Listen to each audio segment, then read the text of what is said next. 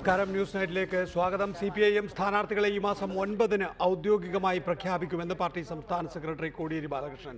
മറ്റന്നാൾ LDF യോഗം ചേർന്ന് ഏതൊക്കെ പാർട്ടികൾ എവിടെയൊക്കെ മത്സരിക്കണമെന്ന് തീരുമാനിക്കും. മണ്ഡലം കമ്മിറ്റികളുടെ നിർദ്ദേശങ്ങൾ പരിഗണിച്ച് സംസ്ഥാന സെക്രട്ടറി എടുക്കുന്ന തീരുമാനം സംസ്ഥാന കമ്മിറ്റി ചർച്ച ചെയ്യും. PBയുടെ അനുമതിയോടെ മാത്രമേ ഔദ്യോഗിക പ്രഖ്യാപനം ഉണ്ടാകൂ എന്നും കോടിയേരി ബാലകൃഷ്ണൻ തിരുവനന്തപുരത്ത് പറഞ്ഞു. ഉഭയകക്ഷി ചർച്ചകൾ കൂടി പൂർത്തിയായതോടെ 16 ലോക്സഭാ മണ്ഡലങ്ങളിലും CPM സ്ഥാനാർത്ഥികൾ മത്സരിക്കുമെന്നത് ഉറപ്പായി കഴിഞ്ഞു. സിറ്റിംഗ് എംപിമാരിൽ 6 പേരും വീണ്ടും മത്സരിക്കുന്നതിന് പുറമെ വിജയസാധ്യത പരിഗണിച്ച് MLA-മാരെ കൂടി രംഗത്തിറക്കിയുള്ള പരീക്ഷണത്തിനാണ് പാർട്ടി മുതിരുന്നത്. കാസർഗോഡ് KB സതീശചന്ദ്രൻ മത്സരിക്കുന്നതിനോടാണ് മണ്ഡലം കമ്മിറ്റിക്കും താൽപര്യം. കണ്ണൂരിൽ PK ശ്രീമതി, ആറ്റിങ്ങലിൽ A Sampath, ആലത്തൂരിൽ PK Biju, Palakkad MP Rajesh, ഇടുക്കിയിൽ ജോയ്സ് ജോർജ് എന്നിവർ ഇത്തവണയും മത്സരരംഗത്തുണ്ടാകും. ചാലക്കുടിയിൽ ഇന്നസെന്റിനെ മത്സരിപ്പിക്കുന്നതിൽ മണ്ഡലം കമ്മിറ്റി വിയോജിപ്പ് അറിയിച്ചുവെന്നാണ് സൂചന.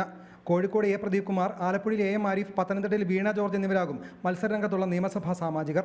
കോട്ടയത്ത് പറഞ്ഞു കേട്ടിരുന്ന പഴയ പേരുകൾക്ക് പകരം ജില്ലാ സെക്രട്ടറി VN വാസവനാണ് നിലവിൽ സാധ്യത കൽപ്പിക്കപ്പെടുന്നത്. വനിതാ സ്ഥാനാർത്ഥി വേണമെന്ന് സംസ്ഥാന കമ്മിറ്റി ആവശ്യപ്പെട്ടാൽ മാത്രം ഉഴവൂർ മുൻ പഞ്ചായത്ത് പ്രസിഡന്റ് ഡോക്ടർ സിന്ധുമോൾ ജേക്കബ് മത്സരിച്ചേക്കും. എറണാകുളത്ത് P രാജീവും കൊല്ലത്ത് KN ബാലഗോപാലും സീറ്റ് ഉറപ്പിച്ചു കഴിഞ്ഞു. മലപ്പുറത്ത് SFI അഖിലേന്ത്യാ പ്രസിഡന്റ് VP സാനുവിനെയാണ് പരിഗണിക്കുന്നത്. പൊന്നാനിയിൽ പൊതുസ്വതന്ത്രയെ പരിഗണിക്കുന്നതിനെക്കുറിച്ചാണ് ചർച്ചകൾ നടക്കുന്നതെങ്കിലും V അബ്ദുറഹ്മാൻ അടക്കമുള്ള ചില പേരുകളും പറഞ്ഞു കേൾക്കുന്നുണ്ട്. മണ്ഡലം കമ്മിറ്റിയുടെ അഭിപ്രായങ്ങൾ സെക്രട്ടേറിയറ്റ് ചർച്ച ചെയ്ത ശേഷമാകും സംസ്ഥാന കമ്മിറ്റിയിൽ നിർദ്ദേശം അവതരിപ്പിക്കുക.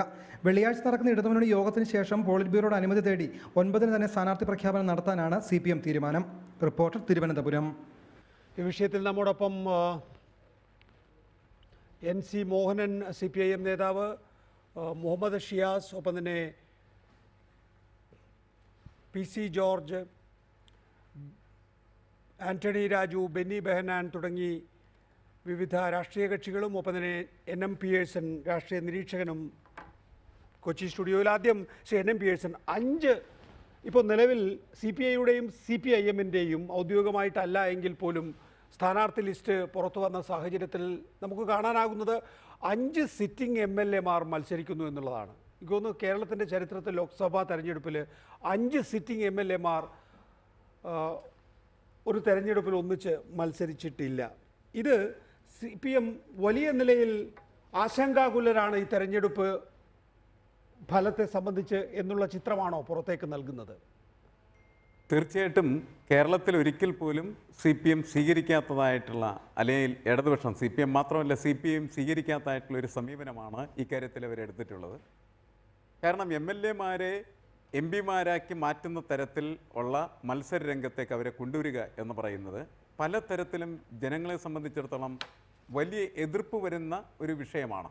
കാരണം ജനങ്ങൾ അതിനെ എതിർത്തില്ല എങ്കിൽ തീർച്ചയായിട്ടും അവർക്ക് പാർലമെൻ്ററി ജനാധിപത്യ സംവിധാനത്തിൽ തന്നെ വിശ്വാസമില്ല എന്നാണ് കരുതേണ്ടത്. കാരണം ഈ MLA-മാരെ ചില ചുമതല ഏൽപ്പിച്ചിട്ട് തന്നെയാണ് ജനങ്ങൾ അവരെ തിരഞ്ഞെടുക്കുകയും ആ ഉത്തരവാദിത്വത്തിൽ നിന്നവർ ഇടയ്ക്ക് വഴുതി പോകുന്ന ഒരു സാഹചര്യമുണ്ടാണ്. CPM തന്നെ ഇത്തരത്തിലുള്ള സമീപനങ്ങൾക്ക് എതിരെയാണ് മുൻകാലങ്ങളിലെല്ലാം നിലനിന്നിരുന്നത്. പക്ഷേ ഇന്നത്തെ സാഹചര്യത്തിൽ CPM-ൻ്റെ അജണ്ട എന്ന് പറയുന്നത് ഒന്നിലേക്ക് ഫോക്കസ് ചെയ്തിരിക്കുകയാണ്. അത് എങ്ങനെയും ജയിക്കുക എന്നുള്ളതാണ്. അതിലൊരു രാഷ്ട്രീയമുണ്ട് എന്ന് വിലയിരുത്തുന്ന ഒരാളാണ് ഞാൻ. കാരണം ഇന്ത്യയുടെ ദേശീയ രാഷ്ട്രീയത്തിൽ ഏതെങ്കിലും തരത്തിലെ ഇടതുപക്ഷ രാഷ്ട്രീയത്തിന് നിലനിൽക്കാനായിട്ട് കഴിയണമെങ്കിൽ ഈ തെരഞ്ഞെടുപ്പിൽ ഇടതുപക്ഷത്തിനെ പ്രതിനിധാനം ചെയ്യാൻ കഴിയുന്ന തരത്തിൽ കുറേ MP-മാരെ ആവശ്യമുണ്ട് എന്നുള്ളതാണ്. അത് അധികാരം നിലനിർത്തുക എന്നുള്ളതിനേക്കാൾ ഉപരിയായിട്ട് ആ പാർട്ടിയുടെ ഐഡൻറ്റിറ്റി തന്നെ നിലനിർത്തുന്നതിന് ആവശ്യമായിട്ടുള്ള ഘടകമാണ്. ആ രീതിയിൽ അതിനെ വിലയിരുത്തിയാൽ മാത്രമാണ് അതിലേതെങ്കിലും തരത്തിൽ ന്യായീകരണമുള്ളത്. അല്ലെങ്കിൽ തീർച്ചയായിട്ടും അത് ഒരിക്കൽ പോലും അംഗീകരിക്കാൻ പറ്റാത്തതായിട്ടുള്ള ഒരു പ്രക്രിയയായിട്ടാണ് സമൂഹം വിലയിരുത്തുക എന്ന് എനിക്ക് തോന്നുന്നു. ശ്രീ NC മോഹനൻ, വടകര, കോഴിക്കോട്, എറണാകുളം, കൊല്ലം, ആലപ്പുഴ, ഒരുപക്ഷെ മഹാപോരാട്ടം, സാധാരണഗതിയിൽ എല്ലാ തെരഞ്ഞെടുപ്പുകൾക്കും ഒരു മഹാപോരാട്ടം ഉണ്ടാകും. ഈ തെരഞ്ഞെടുപ്പിൽ മഹാപോരാട്ടങ്ങൾ ഉള്ളത് ഞാൻ ഈ പറഞ്ഞ മണ്ഡലങ്ങളിലും ഇനിയും ഉണ്ടായേക്കാം ഒരുപക്ഷെ തെരഞ്ഞെടുപ്പിൻ്റെ മുന്നോട്ടുള്ള പോക്കിൽ. ഇത്രയും ശക്തമായിട്ടുള്ള ഒരു സ്ഥാനാർത്ഥി ലിസ്റ്റിലേക്ക് നിങ്ങളെ നയിച്ചത് ഞാൻ നേരത്തെ ശ്രീ പിയേഴ്സനോട് ചോദിച്ചതുപോലെ തന്നെ വലിയ ആശങ്ക. ഒന്ന്, ശബരിമല വിഷയത്തിൻ്റെ കാര്യത്തിൽ, 2, പെരിയ ഇരട്ട കൊലപാതകത്തിൻ്റെ കാര്യത്തിൽ CPM-നുണ്ടായതുകൊണ്ടാണ്. പക്ഷേ റിസൾട്ട് ദിവസം ആളുകൾക്ക് ശ്വാസം അടക്കി പിടിച്ച് കാത്തു നിൽക്കേണ്ടി വരുന്ന ഒരു പോരാട്ടമാണ് പലയിടത്തും CPM സൃഷ്ടിച്ചു വച്ചിരിക്കുന്നത്. ഒന്നും ഒരു സാധ്യതയും വിട്ടുകൊടുക്കാത്ത അവസ്ഥ. പാർലമെൻറ്റ് തെരഞ്ഞെടുപ്പിലെ സ്ഥാനാർത്ഥി നിർണയവുമായി ബന്ധപ്പെടുത്തി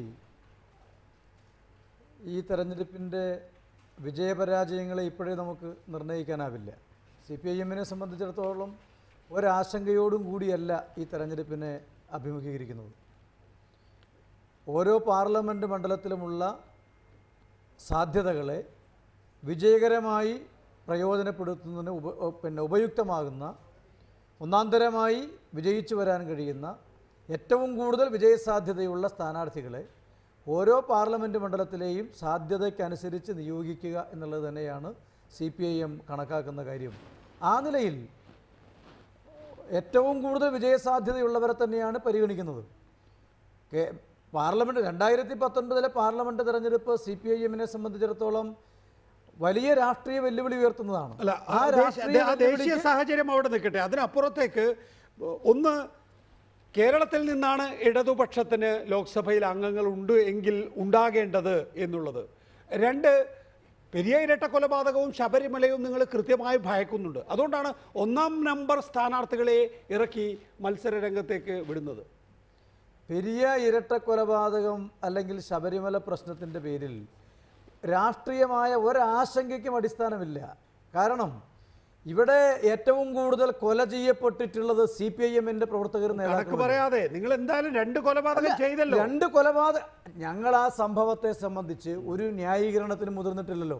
കേരളത്തിൽ രാഷ്ട്രീയ കൊലപാതകങ്ങൾ അവസാനിപ്പിക്കണം എന്ന ശരിയായ നിലപാടല്ലേ CPIM സ്വീകരിച്ചിട്ടുള്ളത്. അതിനെ ന്യായീകരിച്ചുകൊണ്ട് വർത്തമാനം പറഞ്ഞിട്ടില്ല.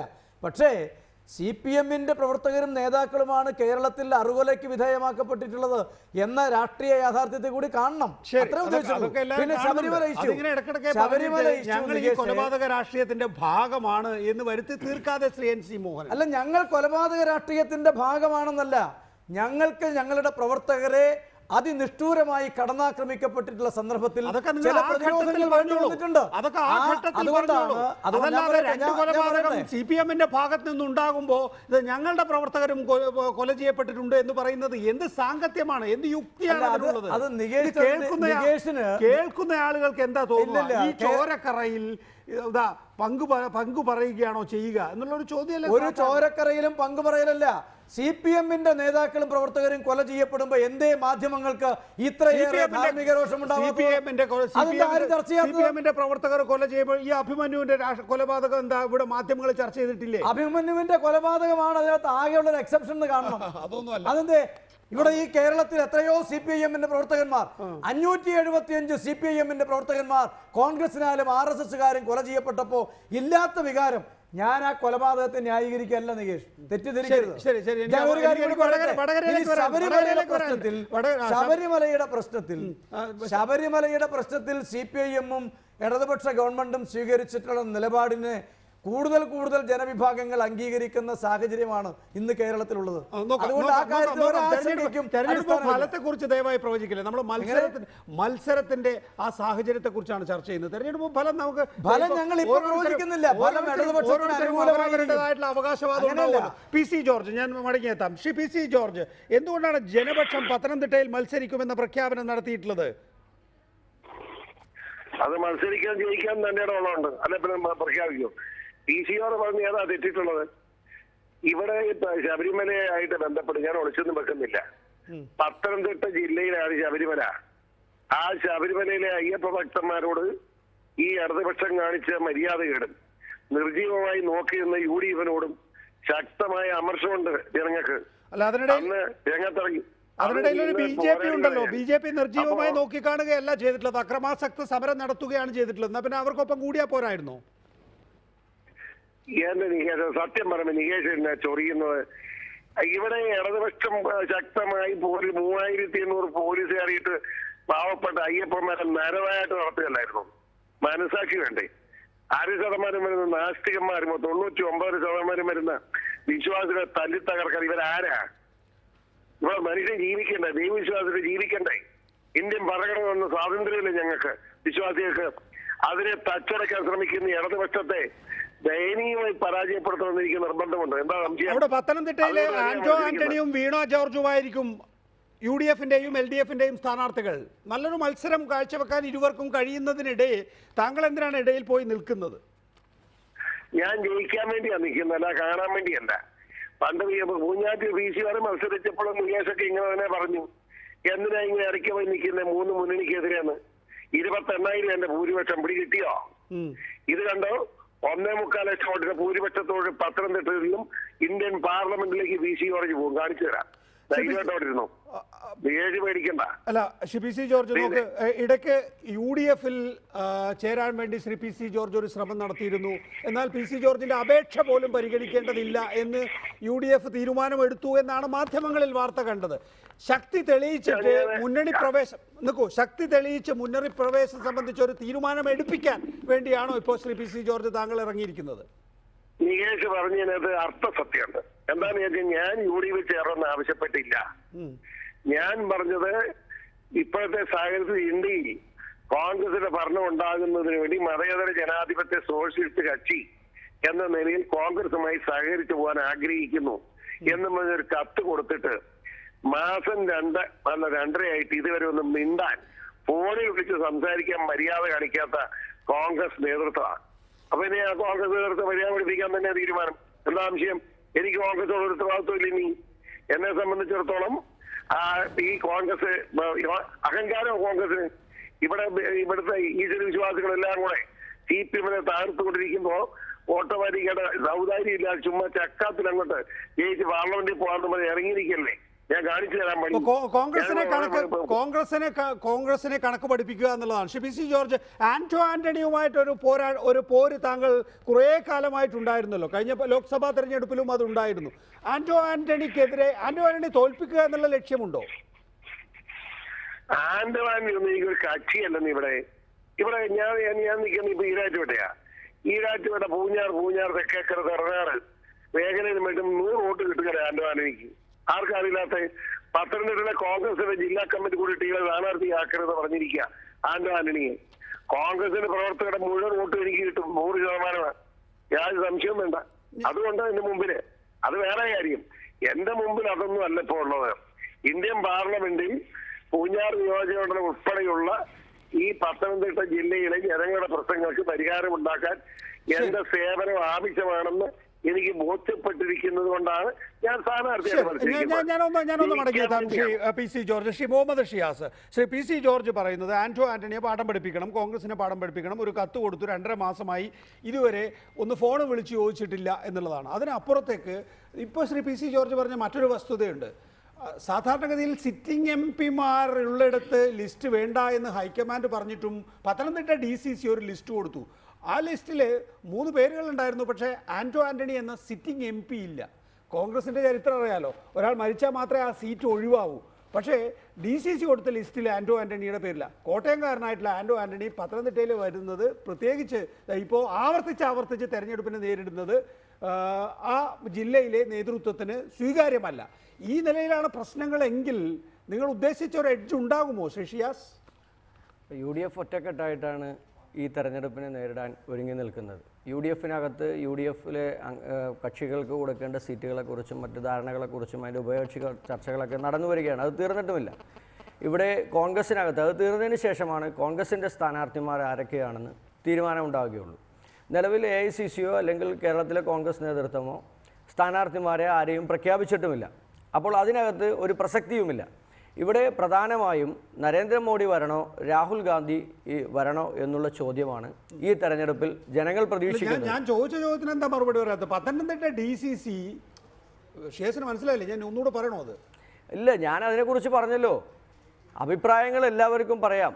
പാർട്ടി ഇതൊരു ജനാധിപത്യ പാർട്ടിയാണ്. ഈ പാർട്ടിയിൽ എല്ലാ ഘടകങ്ങൾക്കും അഭിപ്രായം പറയാം. ഏറ്റവും അവസാനം നിങ്ങൾ തന്നെ പത്രത്തിലൂടെ റിപ്പോർട്ട് ചെയ്തതുപോലെ എല്ലാ DCCകളും അഭിപ്രായം പറയണ്ട എന്ന് തന്നെ KPCC നേരിട്ട് പറഞ്ഞു കഴിഞ്ഞിരിക്കുന്നു. KPCC നേതൃത്വം തന്നെ പറഞ്ഞു കഴിഞ്ഞിരിക്കുന്നു, നിങ്ങൾ ലിസ്റ്റ് കൊടുക്കണ്ട എന്നുള്ളത് തന്നെ.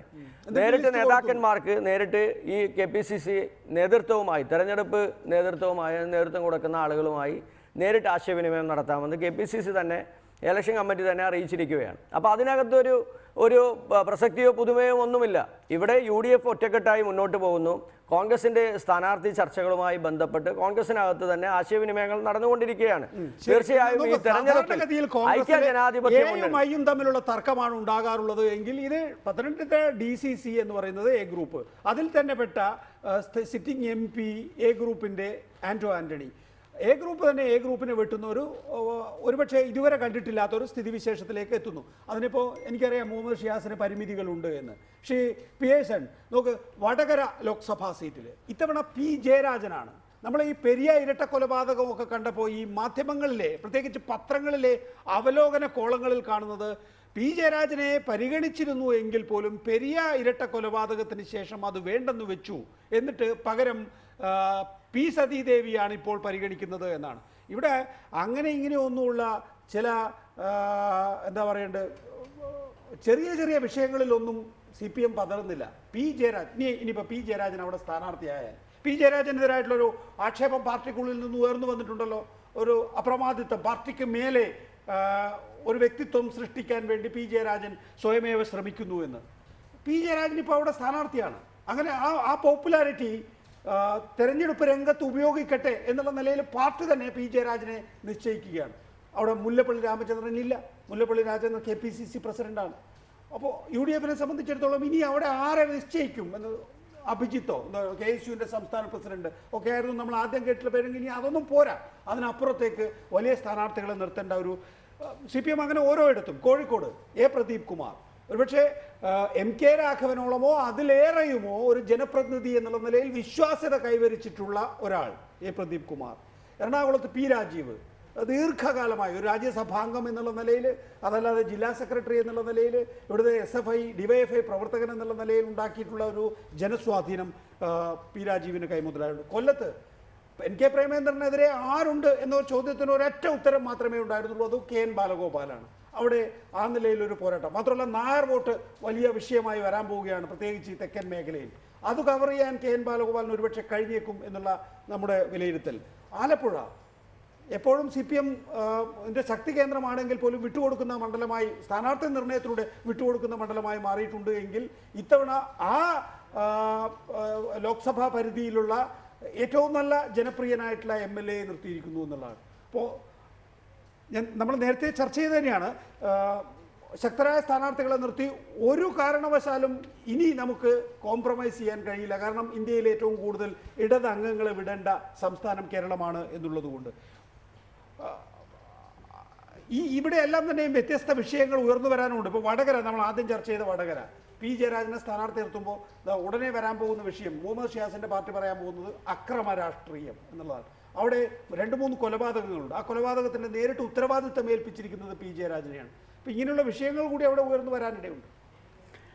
അല്ല, പി ജയരാജൻ സ്ഥാനാർത്ഥിയായിട്ട് വരുന്ന സമയത്ത് പാർട്ടി കാണുന്ന ഒരു പ്രത്യേകത എന്ന് പറയുന്നത് പാർട്ടി അണികളുമായിട്ട് വളരെ ദൃഢമായിട്ട് ബന്ധം പുലർത്തുന്നതായിട്ടുള്ളൊരു നേതാവെന്ന നിലയ്ക്ക് എല്ലാ പാർട്ടി അണികളെയും ഒരുമിച്ച് നിർത്തി വളരെ ശക്തമായ തീവ്രമായിട്ടുള്ള രാഷ്ട്രീയ പ്രവർത്തനം നടത്താനായിട്ട് കഴിയും എന്ന് പറയുന്ന ഒരു കാഴ്ചപ്പാടും കണക്കൂട്ടിലാണ് അതിൻ്റെ അകത്തുള്ളത് എന്നാണ് ഞാൻ മനസ്സിലാക്കുന്നത്. അതൊരു പരിധിവരെ വിജയിക്കും. പുറത്തുനിന്നുള്ള വോട്ടുകൾ വേണ്ട എന്നുള്ള തീരുമാനം തീർച്ചയായിട്ടും അവിടെ പി ജയരാജനെ സ്ഥാനാർത്ഥിയായിട്ട് പാർട്ടി നിർണ്ണയിക്കുന്ന സമയത്തുണ്ടാവും എന്ന് തന്നെയാണ് കണക്കാക്കുന്നത്. കാരണം പാർട്ടിയുമായി ബന്ധപ്പെട്ട് നിൽക്കുന്ന പാർട്ടിയുടെ പ്രവർത്തകരെ, പ്രത്യേകിച്ച് എല്ലാ തരത്തിലുള്ള അക്രമ രാഷ്ട്രീയത്തിനകത്തും നിന്ന് മറ്റു നേതാക്കളിൽ നിന്ന് വ്യത്യസ്തമായിട്ട് സ്വന്തം മകനെ പോലും അതിനെ വിധേയമാക്കാനായിട്ട് യാതൊരു മടിയുമില്ലാത്തതായിട്ടുള്ളൊരു നേതാവ് എന്ന നിലക്ക് അണിയും നേതാവും തമ്മിൽ യാതൊരുതായിട്ടുള്ള വ്യത്യാസമില്ലാത്ത തരത്തിൽ ഒരുമിച്ച് പ്രവർത്തിക്കുന്ന ഒരു വ്യക്തി എന്ന നിലയ്ക്ക് അദ്ദേഹത്തിൻ്റെ ആ തീവ്രമായിട്ടുള്ള രാഷ്ട്രീയ ബോധ്യത്തെ യൂട്ടിലൈസ് ചെയ്യുക എന്ന് പറയുന്നതായിട്ടുള്ള ഒരു കാഴ്ചപ്പാടാണ് പാർട്ടി അവിടെ എടുക്കുന്നത്. തീർച്ചയായിട്ടും അദ്ദേഹത്തിൻ്റെ സ്ഥാനാർത്ഥിത്വവും അദ്ദേഹം സ്ഥാനാർത്ഥിയെ വരുന്ന സമയത്ത് ഏറ്റവും ശക്തമായിട്ട് അവിടെ ഉയർന്നു വരാൻ പോകുന്നത് അക്രമ രാഷ്ട്രീയം തന്നെയാണ്. CPM-നെതിരെ അതിശക്തമായിട്ട് അക്രമ രാഷ്ട്രീയത്തിൻ്റെ പ്രചരണം അഴിച്ചുവിടാനായിട്ട് CPM ഇതര കക്ഷികളെല്ലാം ഒരുമിച്ച് ചേരാനും അവരെല്ലാം ഒറ്റക്കെട്ടായിട്ട് CPM-നെ എതിർഭാഗത്ത് നിർത്താനും പറ്റുന്ന തരത്തിലേക്കുള്ള പ്രചരണത്തിലേക്കും തന്ത്രത്തിലേക്കും എനിക്ക് തോന്നുന്നു പാർട്ടി പോകാനായിട്ടുള്ള സാധ്യതയുണ്ട്. മറ്റു നേരത്തെ സൂചിപ്പിച്ച എല്ലാ മേഖലകളിലും എങ്ങനെ വിജയിക്കാം എന്ന് പറയുന്ന ഒറ്റ അജണ്ട മുന്നിൽ വെച്ചുകൊണ്ട് സ്ഥാനാർത്ഥികളെ കണ്ടെത്തുകയും ആ സ്ഥാനാർത്ഥികളെ ഉപയോഗിച്ച് അതിശക്തമായിട്ടുള്ള തിരഞ്ഞെടുപ്പ് നടത്താനായിട്ടാണ് CPM യഥാർത്ഥത്തിൽ ഇപ്പോൾ ആലോചിച്ചുകൊണ്ടിരിക്കുന്നത്. ഞാൻ അതിൻ്റെ നേരത്തെ ഒരു നിർദ്ദേശം വെച്ചതായിരുന്നു, പൊന്നാനി ഒഴിഞ്ഞു കിടക്കുകയാണ് ചെയ്യുന്നത്. അവിടെ ഏതെങ്കിലും തരത്തിലുള്ളതായിട്ടുള്ള ഒരു സ്വതന്ത്രനെ കണ്ടെത്തുന്നതിനേക്കാൾ നല്ലത് CPM-നെ സംബന്ധിച്ചിടത്തോളം KT ജലീൽ എന്ന് പറയുന്ന മന്ത്രിയെ തന്നെ ഉപയോഗിക്കാവുന്ന MLA-മാർക്ക് മത്സരിക്കാമെങ്കിൽ എന്തുകൊണ്ട് മന്ത്രിമാരെ മത്സര രംഗത്തേക്ക് പാർട്ടിക്ക് കൊണ്ടുവന്നില്ല? തീർച്ചയായിട്ടും അത്തരത്തിലുള്ള ആളുകളെ കൊണ്ടുവന്ന് മത്സരിപ്പിക്കാൻ സ്വാഭാവികമായും മത്സരിക്കാം. തീർച്ചയായിട്ടും അങ്ങനെ മത്സരിപ്പിച്ച് ഏത് രീതിയിലായാലും ശരി ഈ മത്സരത്തിൽ ഒറ്റ ലക്ഷ്യമേ ഉള്ളൂ, അത് ജയം മാത്രമാണെന്ന് പ്രഖ്യാപിക്കുന്ന ആ ഫോക്കസിംഗ് ആണ് പാർട്ടിയുടെ മുന്നിലുള്ളതെന്നാണ് നമ്മൾ മനസ്സിലാക്കുന്നത്. ഷേൻജി മോഹനൻ, ചാലക്കുടി മറ്റൊരു നിർണായകമായിട്ടുള്ള മണ്ഡലമാണ്. കഴിഞ്ഞ തവണ ആലപ്പുഴയും കൊല്ലവും വടകരയും കോഴിക്കോടും ഇടതുപക്ഷ മണ്ഡലങ്ങളാണ് എങ്കിൽ പോലും അതെല്ലാം നഷ്ടപ്പെടുകയും ചാലക്കുടി എന്ന പരമ്പരാഗത കോൺഗ്രസ് മണ്ഡലം LDFന് ലഭിക്കുകയും ചെയ്തു. ശരിയാണ്, ഇന്നസെന്റ് എന്ന് പറയുന്ന ഒരു അപ്രതീക്ഷിത സ്ഥാനാർത്ഥി അവിടെ വരികയും ലോക്സഭാ തെരഞ്ഞെടുപ്പ് വിജയിക്കുകയും ചെയ്തു. അതിന് കോൺഗ്രസിനും അതിൻ്റെതായ കാരണങ്ങൾ നിരത്താനുണ്ട്. തങ്ങൾ PC ചാക്കോയും മറ്റുമൊക്കെ തന്നെയും അവിടെ ഗ്രൂപ്പ് കളിച്ചതുകൊണ്ടോ അല്ലെങ്കിൽ സീറ്റുകൾ വെച്ചു മാറിയതുകൊണ്ടോ ഒക്കെയാണ് എന്നുള്ളതാണ്. നോക്കുക, ആ ലോക്സഭാ മണ്ഡലത്തിൽ ഇത്തവണ പക്ഷേ ഇന്നസെന്റ് അത്ര ജനപ്രിയനല്ല. പുതിയ സാഹചര്യത്തിൽ എന്നിട്ടും ഇന്നസെന്റിനെ തന്നെ തുടരാൻ അനുവദിക്കുന്നതിലൂടെ എന്താണ് ചാലക്കുടിയോട് നിങ്ങൾ പറയാൻ ഉദ്ദേശിക്കുന്നത്? ഇന്നസെന്റ് ആണോ സ്ഥാനാർത്ഥി മറ്റൊരാളാണോ എന്നുള്ള കാര്യത്തിൽ ഞാനിപ്പോൾ ഒരു അഭിപ്രായം പറയുന്നില്ല. ഈ ഇന്നസെന്റ് ആണ് എന്നുള്ള നിലയ്ക്കാണ് നികേഷ് ഈ ചോദ്യം ഉന്നയിച്ചിട്ടുള്ളത്. അതവിടെ നിൽക്കട്ടെ.